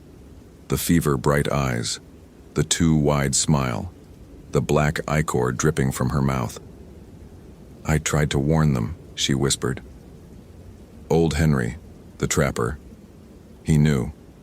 Tried to tell me about the taboos, the winter rules. Don't hunt alone in February. Don't camp near the old sites. Never eat meat that tastes too sweet. She laughed, a sound like breaking glass. But I was a scientist. I didn't believe in superstitions. "Olivia, fight it. You're still human." "No." She pressed down harder, and he felt his ribs creak. "That's the terrible part, Christopher. I'm not fighting it. The hunger takes everything, fear, love, memory, and fills the emptiness with itself. And it feels good. It feels right. Like I've been starving my whole life, and only now discovered what real satisfaction feels like." Her mouth opened wider than any human mouth should, revealing rows of needle-sharp teeth. Christopher could feel her breath on his face, could smell the charnel reek of her. Then the gunshot cracked across the clearing. Olivia jerked back, a dark stain spreading across her chest. She looked down at it with something like confusion, then up toward the source of the shot. Christopher turned his head and saw him, an old man in traditional cold-weather gear, holding a rifle with one hand and what looked like a bundle of dried herbs in the other. "Get up, Ranger," the old man barked. "Now!" Christopher didn't need to be told twice. He scrambled to his feet as the old man fired again, this time at the other figures emerging from the trees. They shrieked, that horrible, distorted howl, and fell back into the shadows. "This way, quick!" The old man grabbed Christopher's arm and pulled him toward a barely visible path. They won't follow to the old site. Still enough of the traditional protections left. They ran together, the old man moving with surprising speed for his age. Behind them, the howls intensified, furious and frustrated. Christopher's mind reeled, trying to process what he'd just seen, trying to fit it into any framework that made sense. They broke through the trees into a small clearing dominated by a crude cabin. Symbols were carved into every surface. The same spirals and circles Christopher had seen in Olivia's shelter, but different somehow. Purposeful. Protective. The old man hustled him inside and barred the door with a heavy beam. "Henry Ashcroft," the old man said, extending a hand. "Retired trapper. You're lucky I was checking my lines." "What the hell was that thing?" Christopher's voice was shaking. What happened to her? Henry moved to the cabin's small stove and began brewing something that smelled of cedar and sage. Wendigo. Old hunger. Oldest hunger, maybe. The Ojibwe have known about it for centuries. It's what happens when people break the winter taboos, when they taste human flesh or let the hunger consume them completely. The spirit enters, takes root, transforms them into something that can never be satisfied. That's impossible. Christopher stopped because all the rational arguments had abandoned him. He'd seen it, felt it. How do you kill them? You don't. Not really. Fire helps, severs the spirit's connection. Silver too, if you believe the old stories. But mostly, you avoid them. Stay close to the protections. Wait for spring. Henry handed him a steaming mug. Drink this. It'll help with the shock. Christopher drank. The liquid was bitter but warming. Outside, the howls continued circling the cabin but coming no closer. How many are there? On the island? Maybe a dozen, maybe more. Accumulating over years. People go missing in winter, get desperate, break the rules. The hunger finds them. Most folks don't believe until it's too late. Henry settled into a chair, his rifle across his lap. I tried to warn that girl, the researcher. She thought I was just a superstitious old man. We have to get off the island. Radio for help. Radio's been dead for 3 days. Storm knocked out the tower. We're cut off until the thaw, probably March at the earliest. Henry met his eyes. I'm sorry, son. We're trapped here with them until spring. The reality settled over Christopher like ice water. 6 weeks. Minimum. Trapped on an island with creatures that had once been human, that wore the faces of the missing, that existed in defiance of every natural law he'd spent his life believing in. As if reading his thoughts, Henry said, "The hard part isn't accepting they exist. The hard part is understanding what they represent. The Wendigo isn't just a monster, Ranger. It's a spiritual disease. A reminder that we're all just a few bad choices away from becoming something monstrous. That civilization is thin ice over very deep water." Christopher moved to the window, peering through the gap in the shutters. He could see shapes moving in the tree line, tall and impossibly thin, their eyes reflecting the moonlight. One of them was Olivia, he was certain, close enough that he could still recognize what she'd been. The rational part of his brain, the part that had always trusted in facts and evidence, lay in ruins. He'd built his entire worldview on the assumption that reality followed comprehensible rules, that with enough data and analysis, anything could be understood and categorized, but some hungers couldn't be quantified. Some transformations couldn't be reversed. Some horrors were real, had always been real, waiting in the spaces between logic and firelight. He thought of Olivia's final warning, her desperate plea for him to run while she could still form human words. How long had she fought it? How long before the hunger consumed everything that made her who she was? "They'll be out there all night," Henry said quietly, "testing the barriers, waiting for us to make a mistake. Come spring, when the lake thaws and the ferry runs again, they'll retreat deeper into the island. Hibernate in the old places until next winter brings fresh desperation and fresh prey. And we just wait. We survive. That's all we can do." Christopher pulled back from the window and slumped against the wall. His hands were still shaking. Outside, the Wendigo howled, and now he could hear the hunger in that sound. Infinite, insatiable, eternal. The hunger that walks, the hunger that waits. He'd come to the island to rescue someone, but there was nothing left to rescue. Olivia Chen was gone, consumed by something that wore her shape like a poorly fitting coat. All that remained was to endure until spring, to carry the knowledge back to civilization that some things couldn't be explained away. Some things were simply hungry. The night stretched ahead, filled with sounds that shouldn't exist, stalked by creatures that defied taxonomy. Christopher Hayes, who had spent 12 years believing in the supremacy of rational thought, sat in a warded cabin and listened to the monsters howl, and understood finally that the wilderness he thought he knew had always been hiding its true face. That beneath the statistical models and ecological surveys lurked older truths, written in bone and blood, and endless winter hunger. He'd survived. For now. But something fundamental had broken in him, some firewall between the known world and the impossible. He would leave the island in March, when the ice finally broke. He would file reports and answer questions and try to explain the unexplainable. But he would never forget the weight of Olivia's body pinning him to the snow, or the hunger shining in eyes that had once been human, or the terrible moment when his entire worldview shattered like thin ice under too much weight. Some things he now knew couldn't be analyzed away.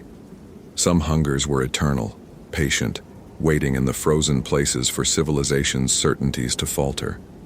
And Winter, that old teacher, was always willing to provide another lesson. Hope you felt real chills. If you appreciate genuine horror, consider following. Which moment scared you most?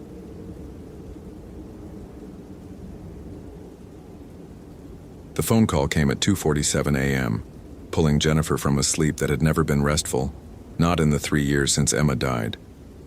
Her hand fumbled across the nightstand, knocking over the half-empty glass of wine she'd needed to even attempt rest. The screen showed Daniel's name, and her heart lurched with the particular dread that had become her constant companion since losing her daughter. The fear that everyone she loved was perpetually one moment away from vanishing. "Danny?" Her voice came out hoarse, thick with interrupted sleep and the wine. Static crackled through the speaker, so loud she had to pull the phone away from her ear. Beneath the white noise, she heard breathing, rapid, panicked, the sound of someone running. Then her brother's voice cut through, fragmented and distant. "Jen. Jesus Christ. Jen, you have to..." More static. "Following me. It's been following me for 2 days and I can't..." "Daniel, slow down. Where are you?" She was already out of bed, her bare feet cold on the hardwood floor of her Milwaukee apartment. "Are you still at Isle Royale?" He'd gone up to the national park 4 days ago. Some winter camping trip he'd planned to clear his head after his girlfriend left him. Jennifer had tried to talk him out of it. February in Michigan's northernmost island park was brutal, dangerous for even experienced campers, but Daniel had always been stubborn. "It knows." His voice broke, and Jennifer realized with horror that her 28-year-old brother was crying. "It knows what you sound like. It's been calling to me in your voice, Jen.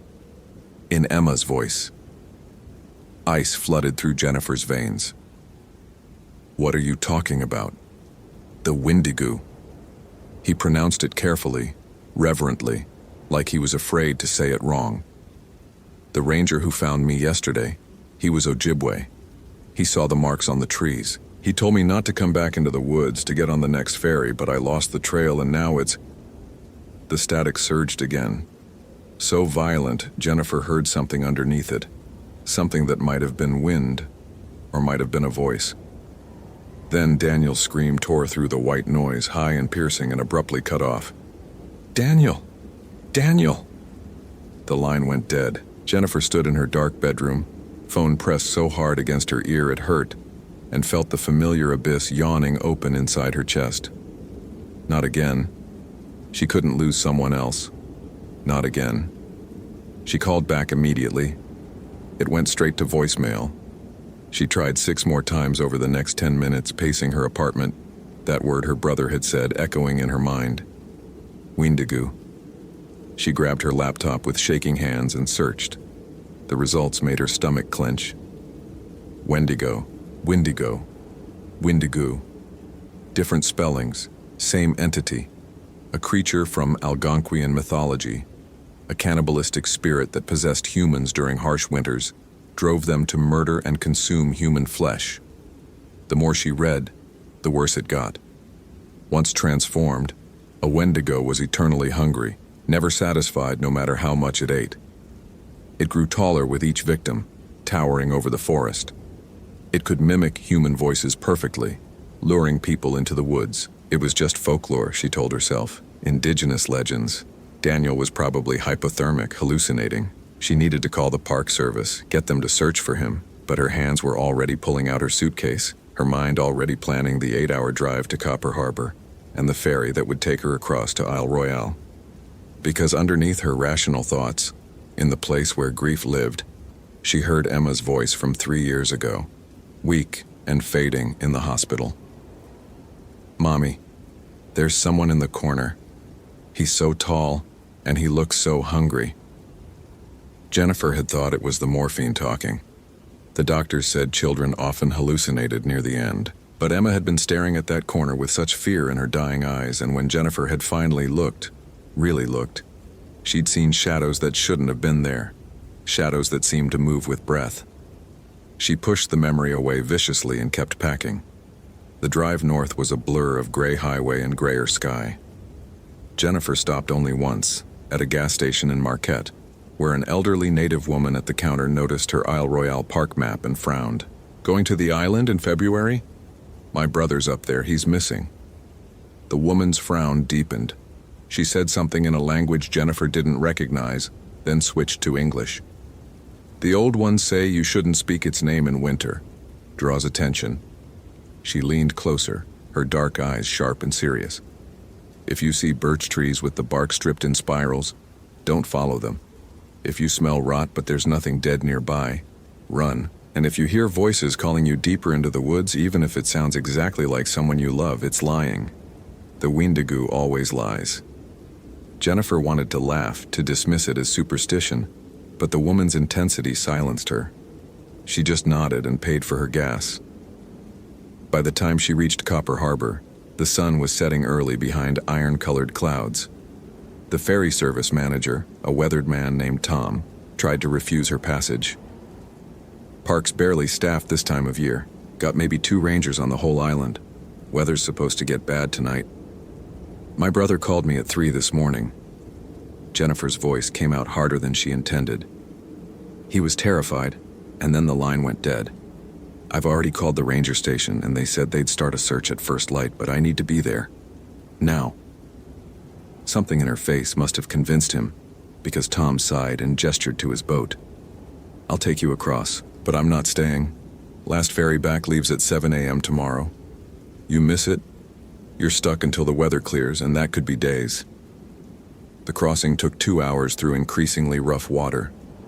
Jennifer stood at the rail, watching Isle Royale emerge from the gray Lake Superior like something ancient and hungry. The island stretched long and narrow, its spine covered in dark forest that looked black against the winter sky. Even from the water, Jennifer could feel the weight of it, the oppressive sense of isolation.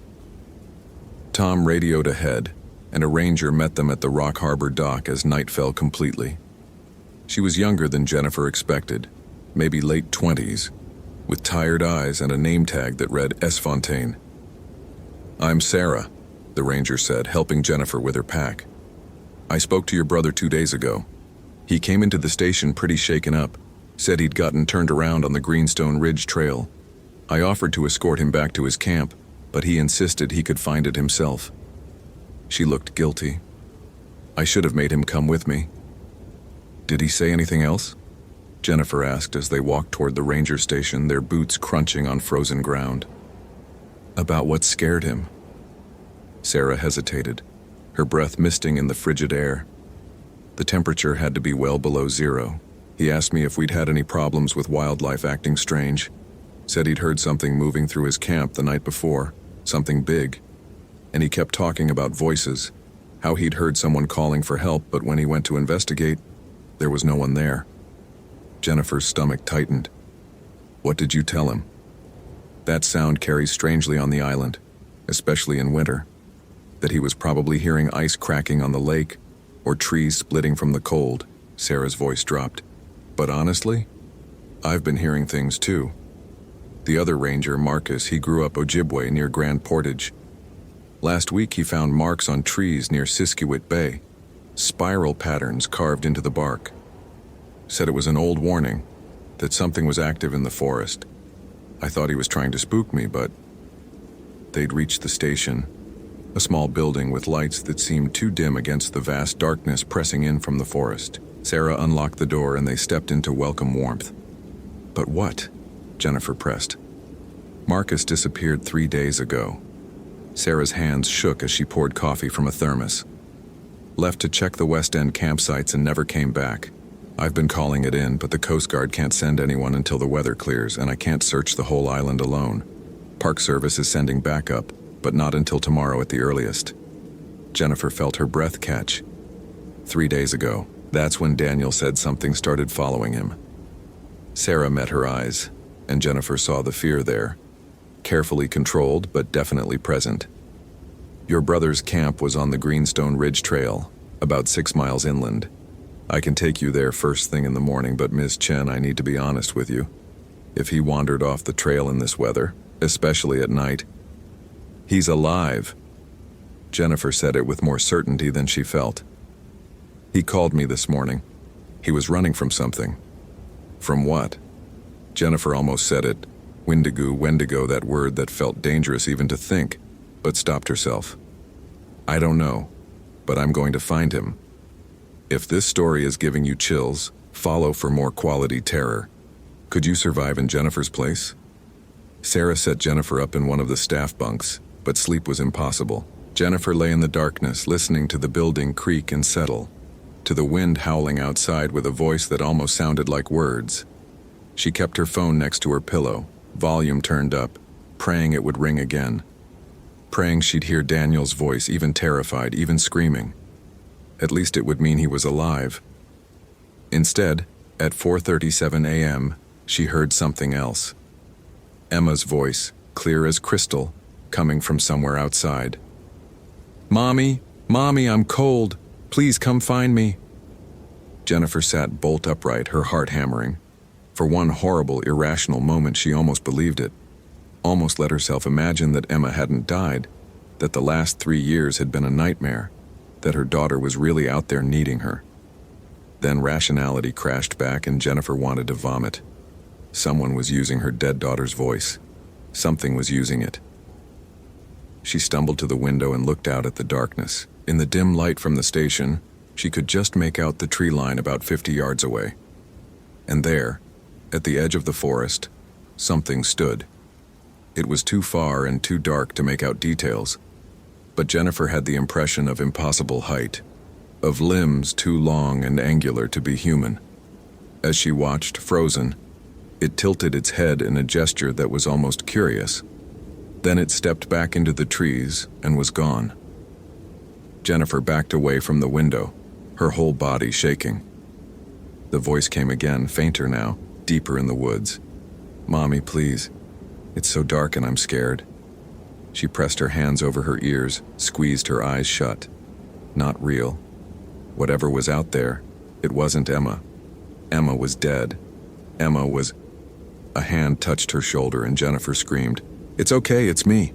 Sarah had her flashlight up, her other hand raised placatingly. "I heard you moving around. Are you all right?" "There's something outside." Jennifer pointed toward the window with a trembling hand. It was calling to me, using my daughter's voice. Sarah's face went pale. She moved to the window carefully, scanned the darkness. "I don't see anything." "It was there. It was..." Jennifer stopped, hearing how she sounded. Hysterical, crazy, like Daniel had probably sounded when he told Sarah about the voices. "Did you hear it? A child's voice?" "I heard the wind," Sarah said gently, but her eyes said something different. "Ms. Chen, I know you're under a lot of stress. Maybe you should try to get some rest. I'm not hallucinating." Jennifer's voice came out flat, hard. "My brother heard voices. Your partner heard something. Now I've heard it too. And you've heard it, haven't you? That's why you look so scared." Sarah was quiet for a long moment. Then she nodded slowly. "Every night for the past week. My sister's voice. She died in a car accident 5 years ago." Her hands clenched into fists. "It knows things, Jennifer, personal things. It called to me using inside jokes only Sarah and I knew. And last night..." "What?" "Last night it sounded like Marcus, screaming for help. I almost went out there." Sarah's voice dropped to a whisper. "I got as far as the door before I remembered what Marcus told me. That you never answer the Wendigo. You never go when it calls. Because once you're in the woods, it's already too late." The sun rose slowly, reluctantly over Al Royale, turning the frozen landscape from black to gray. Jennifer and Sarah prepared to search in tense silence, packing supplies, checking radios. The temperature had dropped overnight to 15 below zero, and the forecast threatened snow. They set out at first light, following the trail markers toward where Daniel had last been seen. The forest pressed in around them, dense stands of spruce and birch that blocked most of the weak sunlight. Jennifer kept her eyes on the trail, trying not to look too deeply into the trees, but she felt watched. That sensation of predatory attention she'd had since hearing Emma's voice, the weight of something malevolent tracking their movement. 2 miles in, Sarah stopped abruptly. Oh, God. Jennifer followed her gaze and felt her stomach drop. The birch tree next to the trail had its bark stripped in a spiral pattern, exactly like the woman at the gas station had described. The exposed wood underneath was darkened, and when Jennifer stepped closer, she caught a smell. Rot and something else. Something organic and wrong that made her gag. Marcus said these were warnings, Sarah whispered. Territory markers. It's telling other Wendigos. She stopped, looked embarrassed. I know how that sounds. Keep going, Jennifer said. He said it marks its hunting ground. The spirals get tighter as you get closer to its lair. They found 3 more marked trees in the next mile, each with tighter spirals. The forest seemed to grow quieter as they walked, until Jennifer realized with creeping horror that she couldn't hear any birds, any signs of life at all. Just the crunch of their boots and their breathing and the occasional crack of ice-laden branches. Daniel's camp appeared suddenly in a small clearing. A tent collapsed under snow. Camping equipment scattered like something had torn through the site in a rage. Jennifer rushed forward, calling her brother's name, but Sarah grabbed her arm. Wait, look at the tracks. Jennifer followed her pointing finger and felt the bottom drop out of her world. Footprints led away from the camp into the deeper forest. Human footprints, barefoot in the snow. But they were enormous, at least 18 inches long, and spaced impossibly far apart. And next to them, mixed with them, were smaller prints. Boot prints, Daniel's size. He went with it, Sarah breathed. He actually followed it. Jennifer knelt by the tracks, touching the edge of one boot print with her gloved hand. The snow around it was stained pink. Blood. How long ago? These are fresh. Maybe 6, 8 hours. Sarah checked her GPS unit. They're heading northwest toward Siskiwit Bay. That's where Marcus was going when he disappeared. Jennifer was already standing, already following the tracks. Sarah caught up to her, grabbed her shoulder. Jennifer, we can't. We need to wait for backup. My brother is out there. Jennifer's voice broke. My brother is hurt and he's with that thing and I am not losing him. I can't. She looked at Sarah with eyes that held 3 years of grief, 3 years of guilt. I lost Emma. I held her hand while she died and I couldn't do anything, couldn't save her. I won't let that happen again. I won't. Sarah stared at her for a long moment, then nodded slowly. Okay. But we stay together, we stay on the radio, and at the first sign of trouble we run. Deal? Deal. They followed the tracks deeper into the forest, into places where the trail markers disappeared and the trees grew so dense that noon looked like twilight. The temperature seemed to drop with every step, until Jennifer's face felt numb and her fingers ached inside her gloves, and the smell grew stronger. That rot-sweet stench that seemed to seep from the very ground. After an hour, they found the first body. It was a deer, or had been. Now it was just a carcass torn open with surgical precision, the meat stripped from the bones, the rib cage cracked apart. But what made Jennifer's gorge rise was that the bones were arranged, carefully, deliberately, in a pattern that looked almost like symbols. And carved into the frozen ground beneath the carcass were words in a language Jennifer didn't recognize. Ojibwe, Sarah said faintly. It says, the hungry one walks. The hungry one knows your name. Marcus wrote this? Maybe. Or, Sarah didn't finish the thought. They found the second body 100 yards further. Another deer, arranged the same way, with different words. Do not speak its name. Do not look directly at it. Do not answer when it calls. The third body wasn't a deer. Jennifer saw the ranger uniform first, the brown jacket torn and blood-stained, half buried in snow. Sarah made a sound like she'd been punched, stumbled forward. Jennifer caught her before she could reach the body. Don't, she said, even though she wanted to look away, wanted to run. Don't look at his face. But she'd already seen.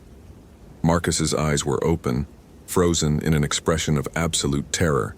His mouth was open too, stretched impossibly wide, and his hands were clawed and bloody like he'd been trying to dig his way into the frozen earth. But worst of all was what had been carved into his forehead with what must have been his own knife. A spiral. Sarah was shaking, making small, gasping sounds. "He was my friend. We had drinks last week.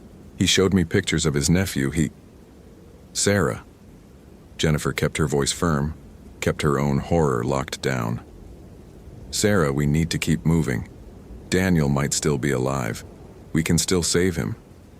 "Save him?" Sarah laughed, high and broken. "Did you see Marcus? Did you see what it did to him? That thing is going to kill your brother, Jennifer. It's probably already—" "No." The word came out so fierce that Sarah flinched. "Daniel called me this morning. He was alive this morning, and I'm going to find him." She started walking again, following the tracks, and after a moment Sarah followed. But Jennifer could hear her crying quietly, and knew the ranger was at her breaking point. They were both at their breaking point, walking into the territory of something that shouldn't exist, hunting a creature from mythology that killed and arranged its victims like art. The tracks led them to a frozen stream, and there they found Daniel's backpack torn open, his belongings scattered across the ice. His phone lay in pieces, deliberately smashed, and written in the snow in what Jennifer refused to believe was blood, "It wears his face now. Turn back." Sarah's voice was hollow. "Jennifer, please, this is insane. We need to turn back, call for help, wait for—" "There is no help coming." Jennifer picked up one piece of Daniel's phone, a fragment of the screen with part of her contact photo still visible. "We're alone out here. We've always been alone. Then we leave.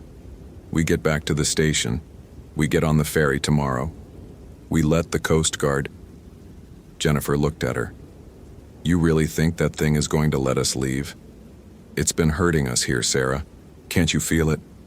Every marked tree, every body, it's been leading us exactly where it wants us to go." As if in answer, a voice drifted through the trees, Daniel's voice, weak and pleading. Jen, please help me. It hurts so much, please." Jennifer's breath caught. It sounded so real, so perfectly like her brother that for a moment she forgot everything she knew, every warning. She took a step toward the voice. Sarah grabbed her arm hard. "That's not him. Jen, I'm so cold. I can't feel my legs anymore. Please don't leave me." "That's not him," Sarah was yelling now, shaking Jennifer. "It's the Wendigo. It's trying to lure you." But Jennifer pulled free, because she'd heard something underneath the pleading, underneath the perfect imitation of her brother's voice. She'd heard Emma laughing, that particular giggle her daughter had made when she was happy, the sound Jennifer would have given anything to hear one more time. "It knows," Jennifer whispered. "It knows exactly what will break me." She started walking toward the voice, toward the deeper darkness between the trees. Sarah called after her, frantic, but Jennifer barely heard. She was remembering Emma's last days, the morphine dreams where her daughter talked to shadows, where she insisted something tall and hungry was waiting in the corner of the hospital room. Waiting. The trees opened into a small clearing, and Jennifer stopped. The Wendigo stood in the center, and it was nothing like the illustrations Jennifer had seen online, nothing like the folklore described. It was worse. So much worse. It had Daniel's face. Not wearing it like a mask.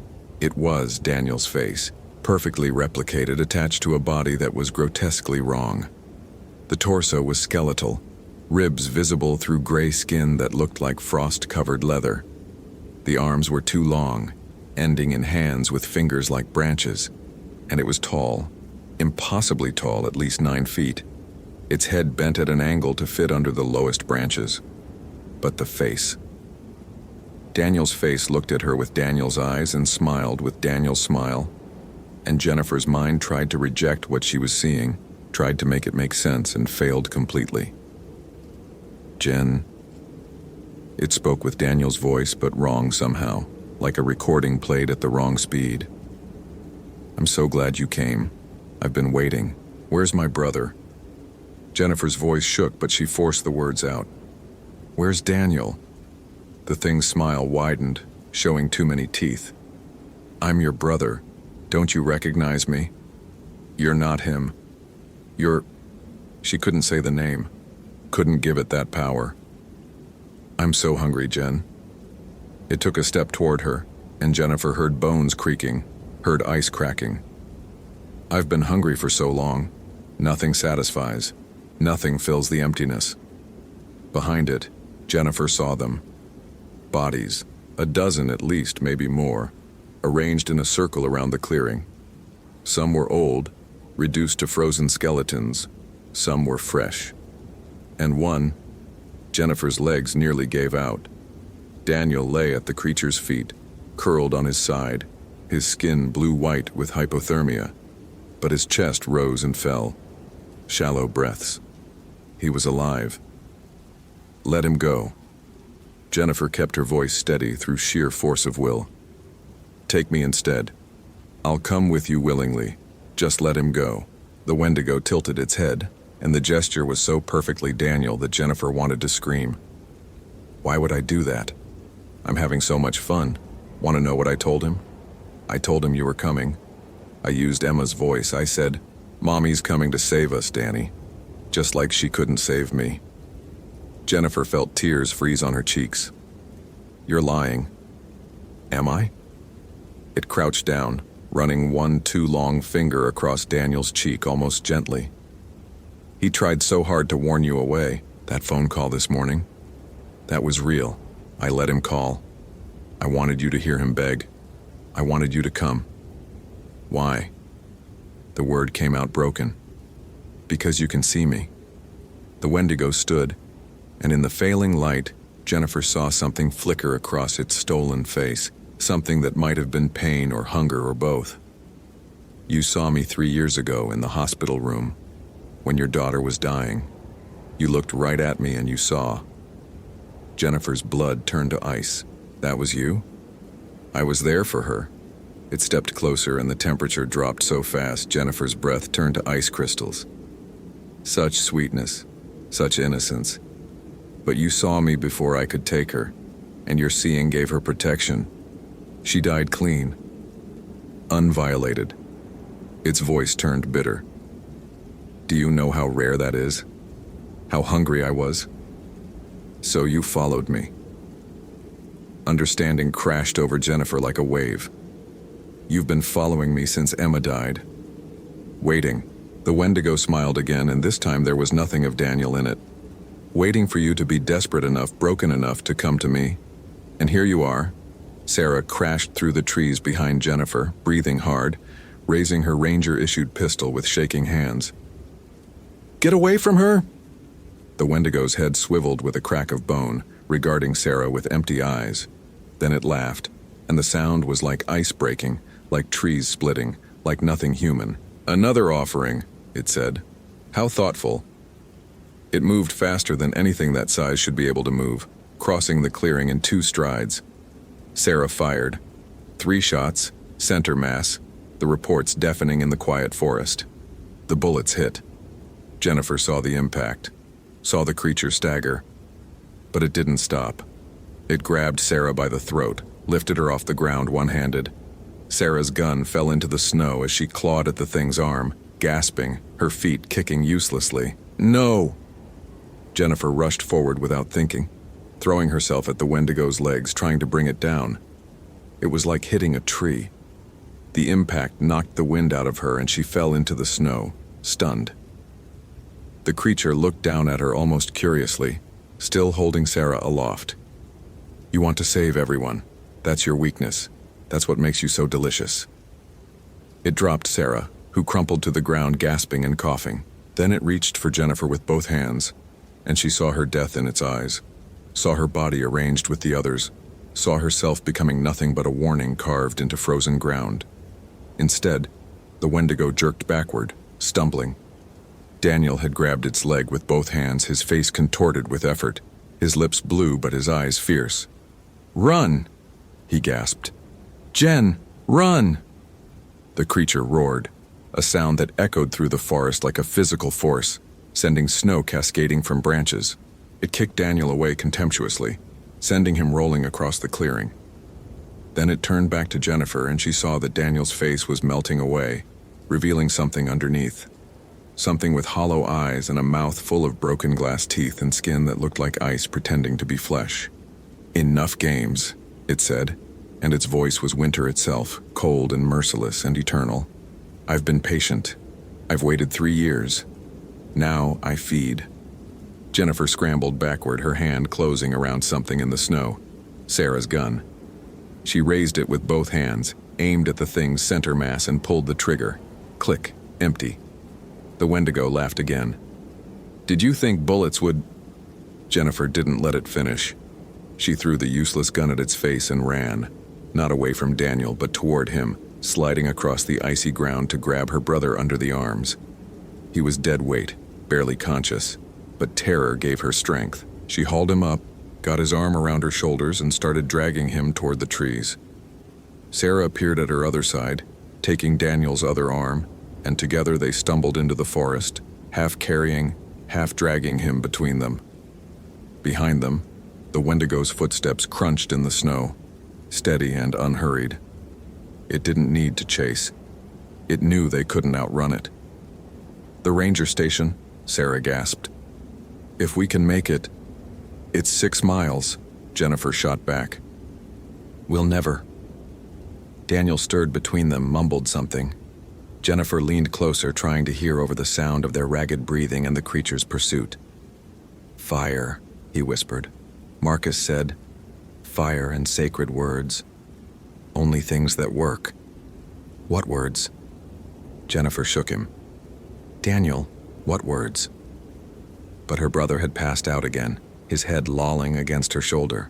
The Wendigo's voice drifted through the trees, somehow ahead of them now, though Jennifer hadn't seen it pass.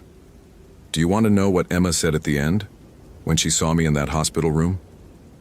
Jennifer tried not to listen, tried to focus on running, but the voice was everywhere, surrounding them.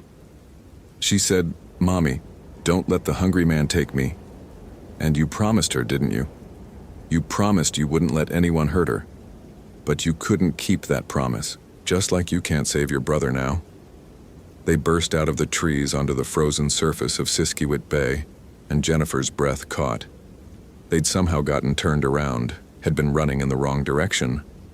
The ranger station was miles away. They were alone on the ice with nothing but open sky above them and freezing water below. The Wendigo emerged from the tree line, and in the dim twilight it seemed to grow taller, its shadow stretching impossibly across the snow. When it spoke, its voice was almost gentle. "You can't run from hunger, Jennifer. You can't outrun what's already inside you."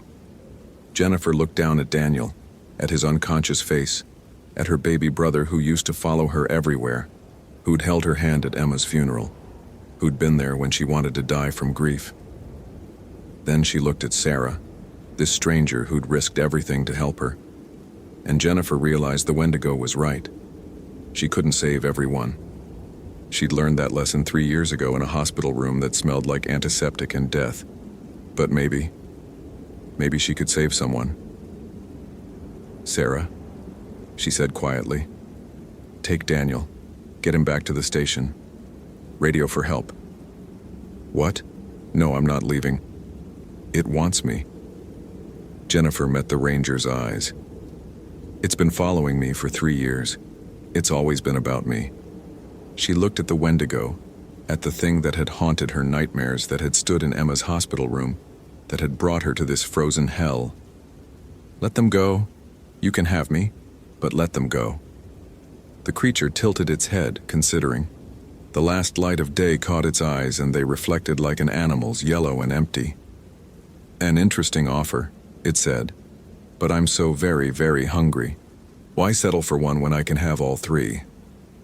It started across the ice toward them, and Jennifer heard it cracking beneath its weight, heard water sloshing far below. The sound gave her an idea. Desperate, probably suicidal, but an idea. "Sarah, when I say run, you run. Understand? Don't look back. Don't stop." She didn't wait for an answer. Jennifer stepped away from the others, away from her unconscious brother and the terrified ranger, and walked toward the Wendigo, toward the thing that had stolen 3 years of her life, that had turned her grief into its hunting ground. "You want to know something?" Jennifer's voice was steady now, calm in a way that surprised even her. Emma wasn't afraid at the end. She saw you in that corner, saw what you really were, and you know what she did? She smiled. She took my hand and she smiled and she said, "It's okay, Mommy. The hungry man can't hurt me. He's the one who's scared."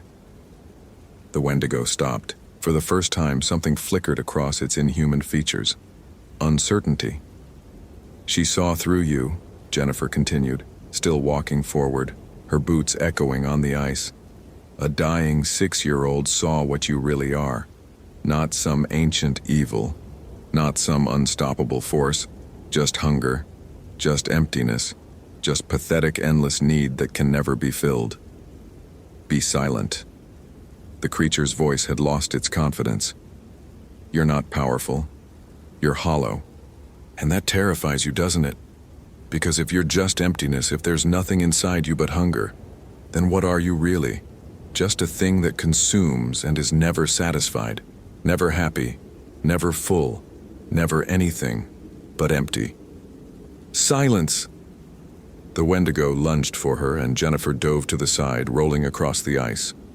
Behind her, she heard Sarah dragging Daniel away, heard their boots on the frozen surface. The creature's weight came down where Jennifer had been standing, and the ice screamed. Cracks radiated outward like a spider web, and Jennifer saw the Wendigo's expression change, saw fear, real and primal, cross its stolen features. "You don't belong here," Jennifer said, getting to her feet, backing away slowly, leading it further onto the weakest ice.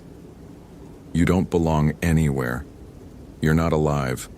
You're not dead. You're just hungry, forever empty, forever alone." Each word seemed to hit the creature like a physical blow. It staggered and the ice cracked louder. Water began seeping up through the fissures. "What was it like?" Jennifer asked, and she was crying now, her voice breaking. "Standing in Emma's room, watching her die, knowing you couldn't have her? Knowing she pitied you? Knowing a little girl saw how pathetic you were?" The Wendigo roared, and reality seemed to warp around it. The temperature plummeted so fast Jennifer felt her lungs freeze, felt ice forming on her skin. It charged at her, moving with impossible speed, its mouth opening wider than any mouth should open, showing a throat that went down forever into darkness. Jennifer didn't run. She stood her ground, and in the moment before it reached her, she whispered the only words that mattered. "I forgive you." The creature stopped inches from her face, its breath, if it had breath, washing over her like grave dirt and old snow. Its eyes searched hers, confused, almost vulnerable. "What?" "I forgive you for taking my daughter's peace, for hunting me, for hurting Daniel. I forgive you." "You can't." It sounded lost, childlike. "No one forgives. Because Emma was right. You're scared. You're so scared of being nothing that you consume everything, trying to prove you exist. But it never works, does it? You're still empty. You'll always be empty." The Wendigo stumbled backward and the ice gave way. It went through with a crack like thunder into water that was black and cold enough to stop a heart instantly. Jennifer watched it thrash, watched it try to climb back onto the ice only to have the frozen surface break under its weight. Its face cycled through a dozen forms: Daniel, Emma, Marcus, Sarah, Jennifer herself, like it was trying to find one that would let it survive. But the lake was pulling it down, and something in the water was pulling harder. Something older, something that had waited in the depths of Lake Superior since before humans came to these shores. Jennifer felt it rising, felt its attention turned toward the Wendigo with something that might have been hunger of its own. The creature looked at Jennifer one last time with eyes that were suddenly horribly human. "Please," it said in Emma's voice. "Mommy, please, it's so cold and dark and I'm so scared." Jennifer's heart shattered, but she didn't move. Couldn't move. Because she knew, in the way you know things in nightmares with absolute certainty, that if she tried to save it now, she'd be pulled down too. They'd all be pulled down. "I'm sorry," she whispered. The Wendigo screamed. Not with rage, but with fear and loneliness and something that might have been grief. And then the water closed over it, and it was gone. The ice sealed itself with a sound like breaking glass, and the forest went quiet. Jennifer stood there until Sarah and Daniel reached her, until the ranger was pulling her back from the edge of the broken ice, until she collapsed between them on solid ground. Daniel was awake now, barely, his eyes unfocused but alive. Alive. Is it gone? Sarah's voice shook. Is it really gone? Jennifer looked at the place where the Wendigo had fallen through, at the dark water barely visible beneath fresh ice. She could still feel something down there, watching from the deep. The lake had taken the Wendigo, but she wasn't sure it had destroyed it. Maybe it couldn't be destroyed. Maybe things like that, things born from hunger and cold and human suffering, could never truly die. But it was gone from here. For now. Yeah, Jennifer said. It's gone. They made it back to the ranger station as night fell completely. Moving slowly, Daniel supported between them. The forest seemed less oppressive now, less watching. But Jennifer couldn't shake the feeling that they'd escaped something by the narrowest margin, that they'd been seconds from joining the bodies in that clearing. Sarah radioed for emergency extraction, and the Coast Guard arrived within hours, their helicopter landing on the frozen bay with searchlights blazing. EMTs loaded Daniel onto a stretcher, worried about hypothermia and frostbite. But he was conscious now, gripping Jennifer's hand with surprising strength. You came for me, he said, his voice rough. I heard you. When I was in that clearing, when I thought I was dead, I heard you calling me back. Always, Jennifer told him. I'll always come for you. They found Marcus's body the next day, and 7 others, hikers and campers who'd gone missing over the past 3 winters. The Park Service closed Isle Royale indefinitely, citing dangerous wildlife activity and severe weather conditions. The official report called it a tragedy, a series of unfortunate accidents compounded by harsh conditions and inadequate preparation. Jennifer never told them the truth. Neither did Sarah. Neither did Daniel, because who would believe them? Who would believe that a creature from Algonquian mythology had been hunting humans on a Michigan island, that it had worn the faces of its victims, that it had died, maybe, in the black water of Lake Superior? Sarah left the Ranger Service 2 months later. She sent Jennifer a letter explaining that she couldn't work in isolated places anymore, couldn't stand the silence of deep forests. She'd taken a job at a park in Arizona, somewhere sunny and crowded and safe. She never mentioned Isle Royale, but at the end of the letter she wrote, I still hear it sometimes, in my dreams, using my sister's voice. Do you? Jennifer did. Not every night, but often enough. She'd wake at 2 or 3 a.m., her heart pounding. Sure, she'd heard Emma calling from the corner of her bedroom, but when she turned on the lights, there was nothing there. Just shadows. Just memory. Daniel recovered physically within weeks, but the psychological damage lingered. He refused to talk about what happened in that clearing, what the Wendigo had said to him in Jennifer's voice, in Emma's voice. He moved to Florida, as far from winter as he could get, and called Jennifer every day for the first year just to hear her voice, to confirm she was real and alive and safe.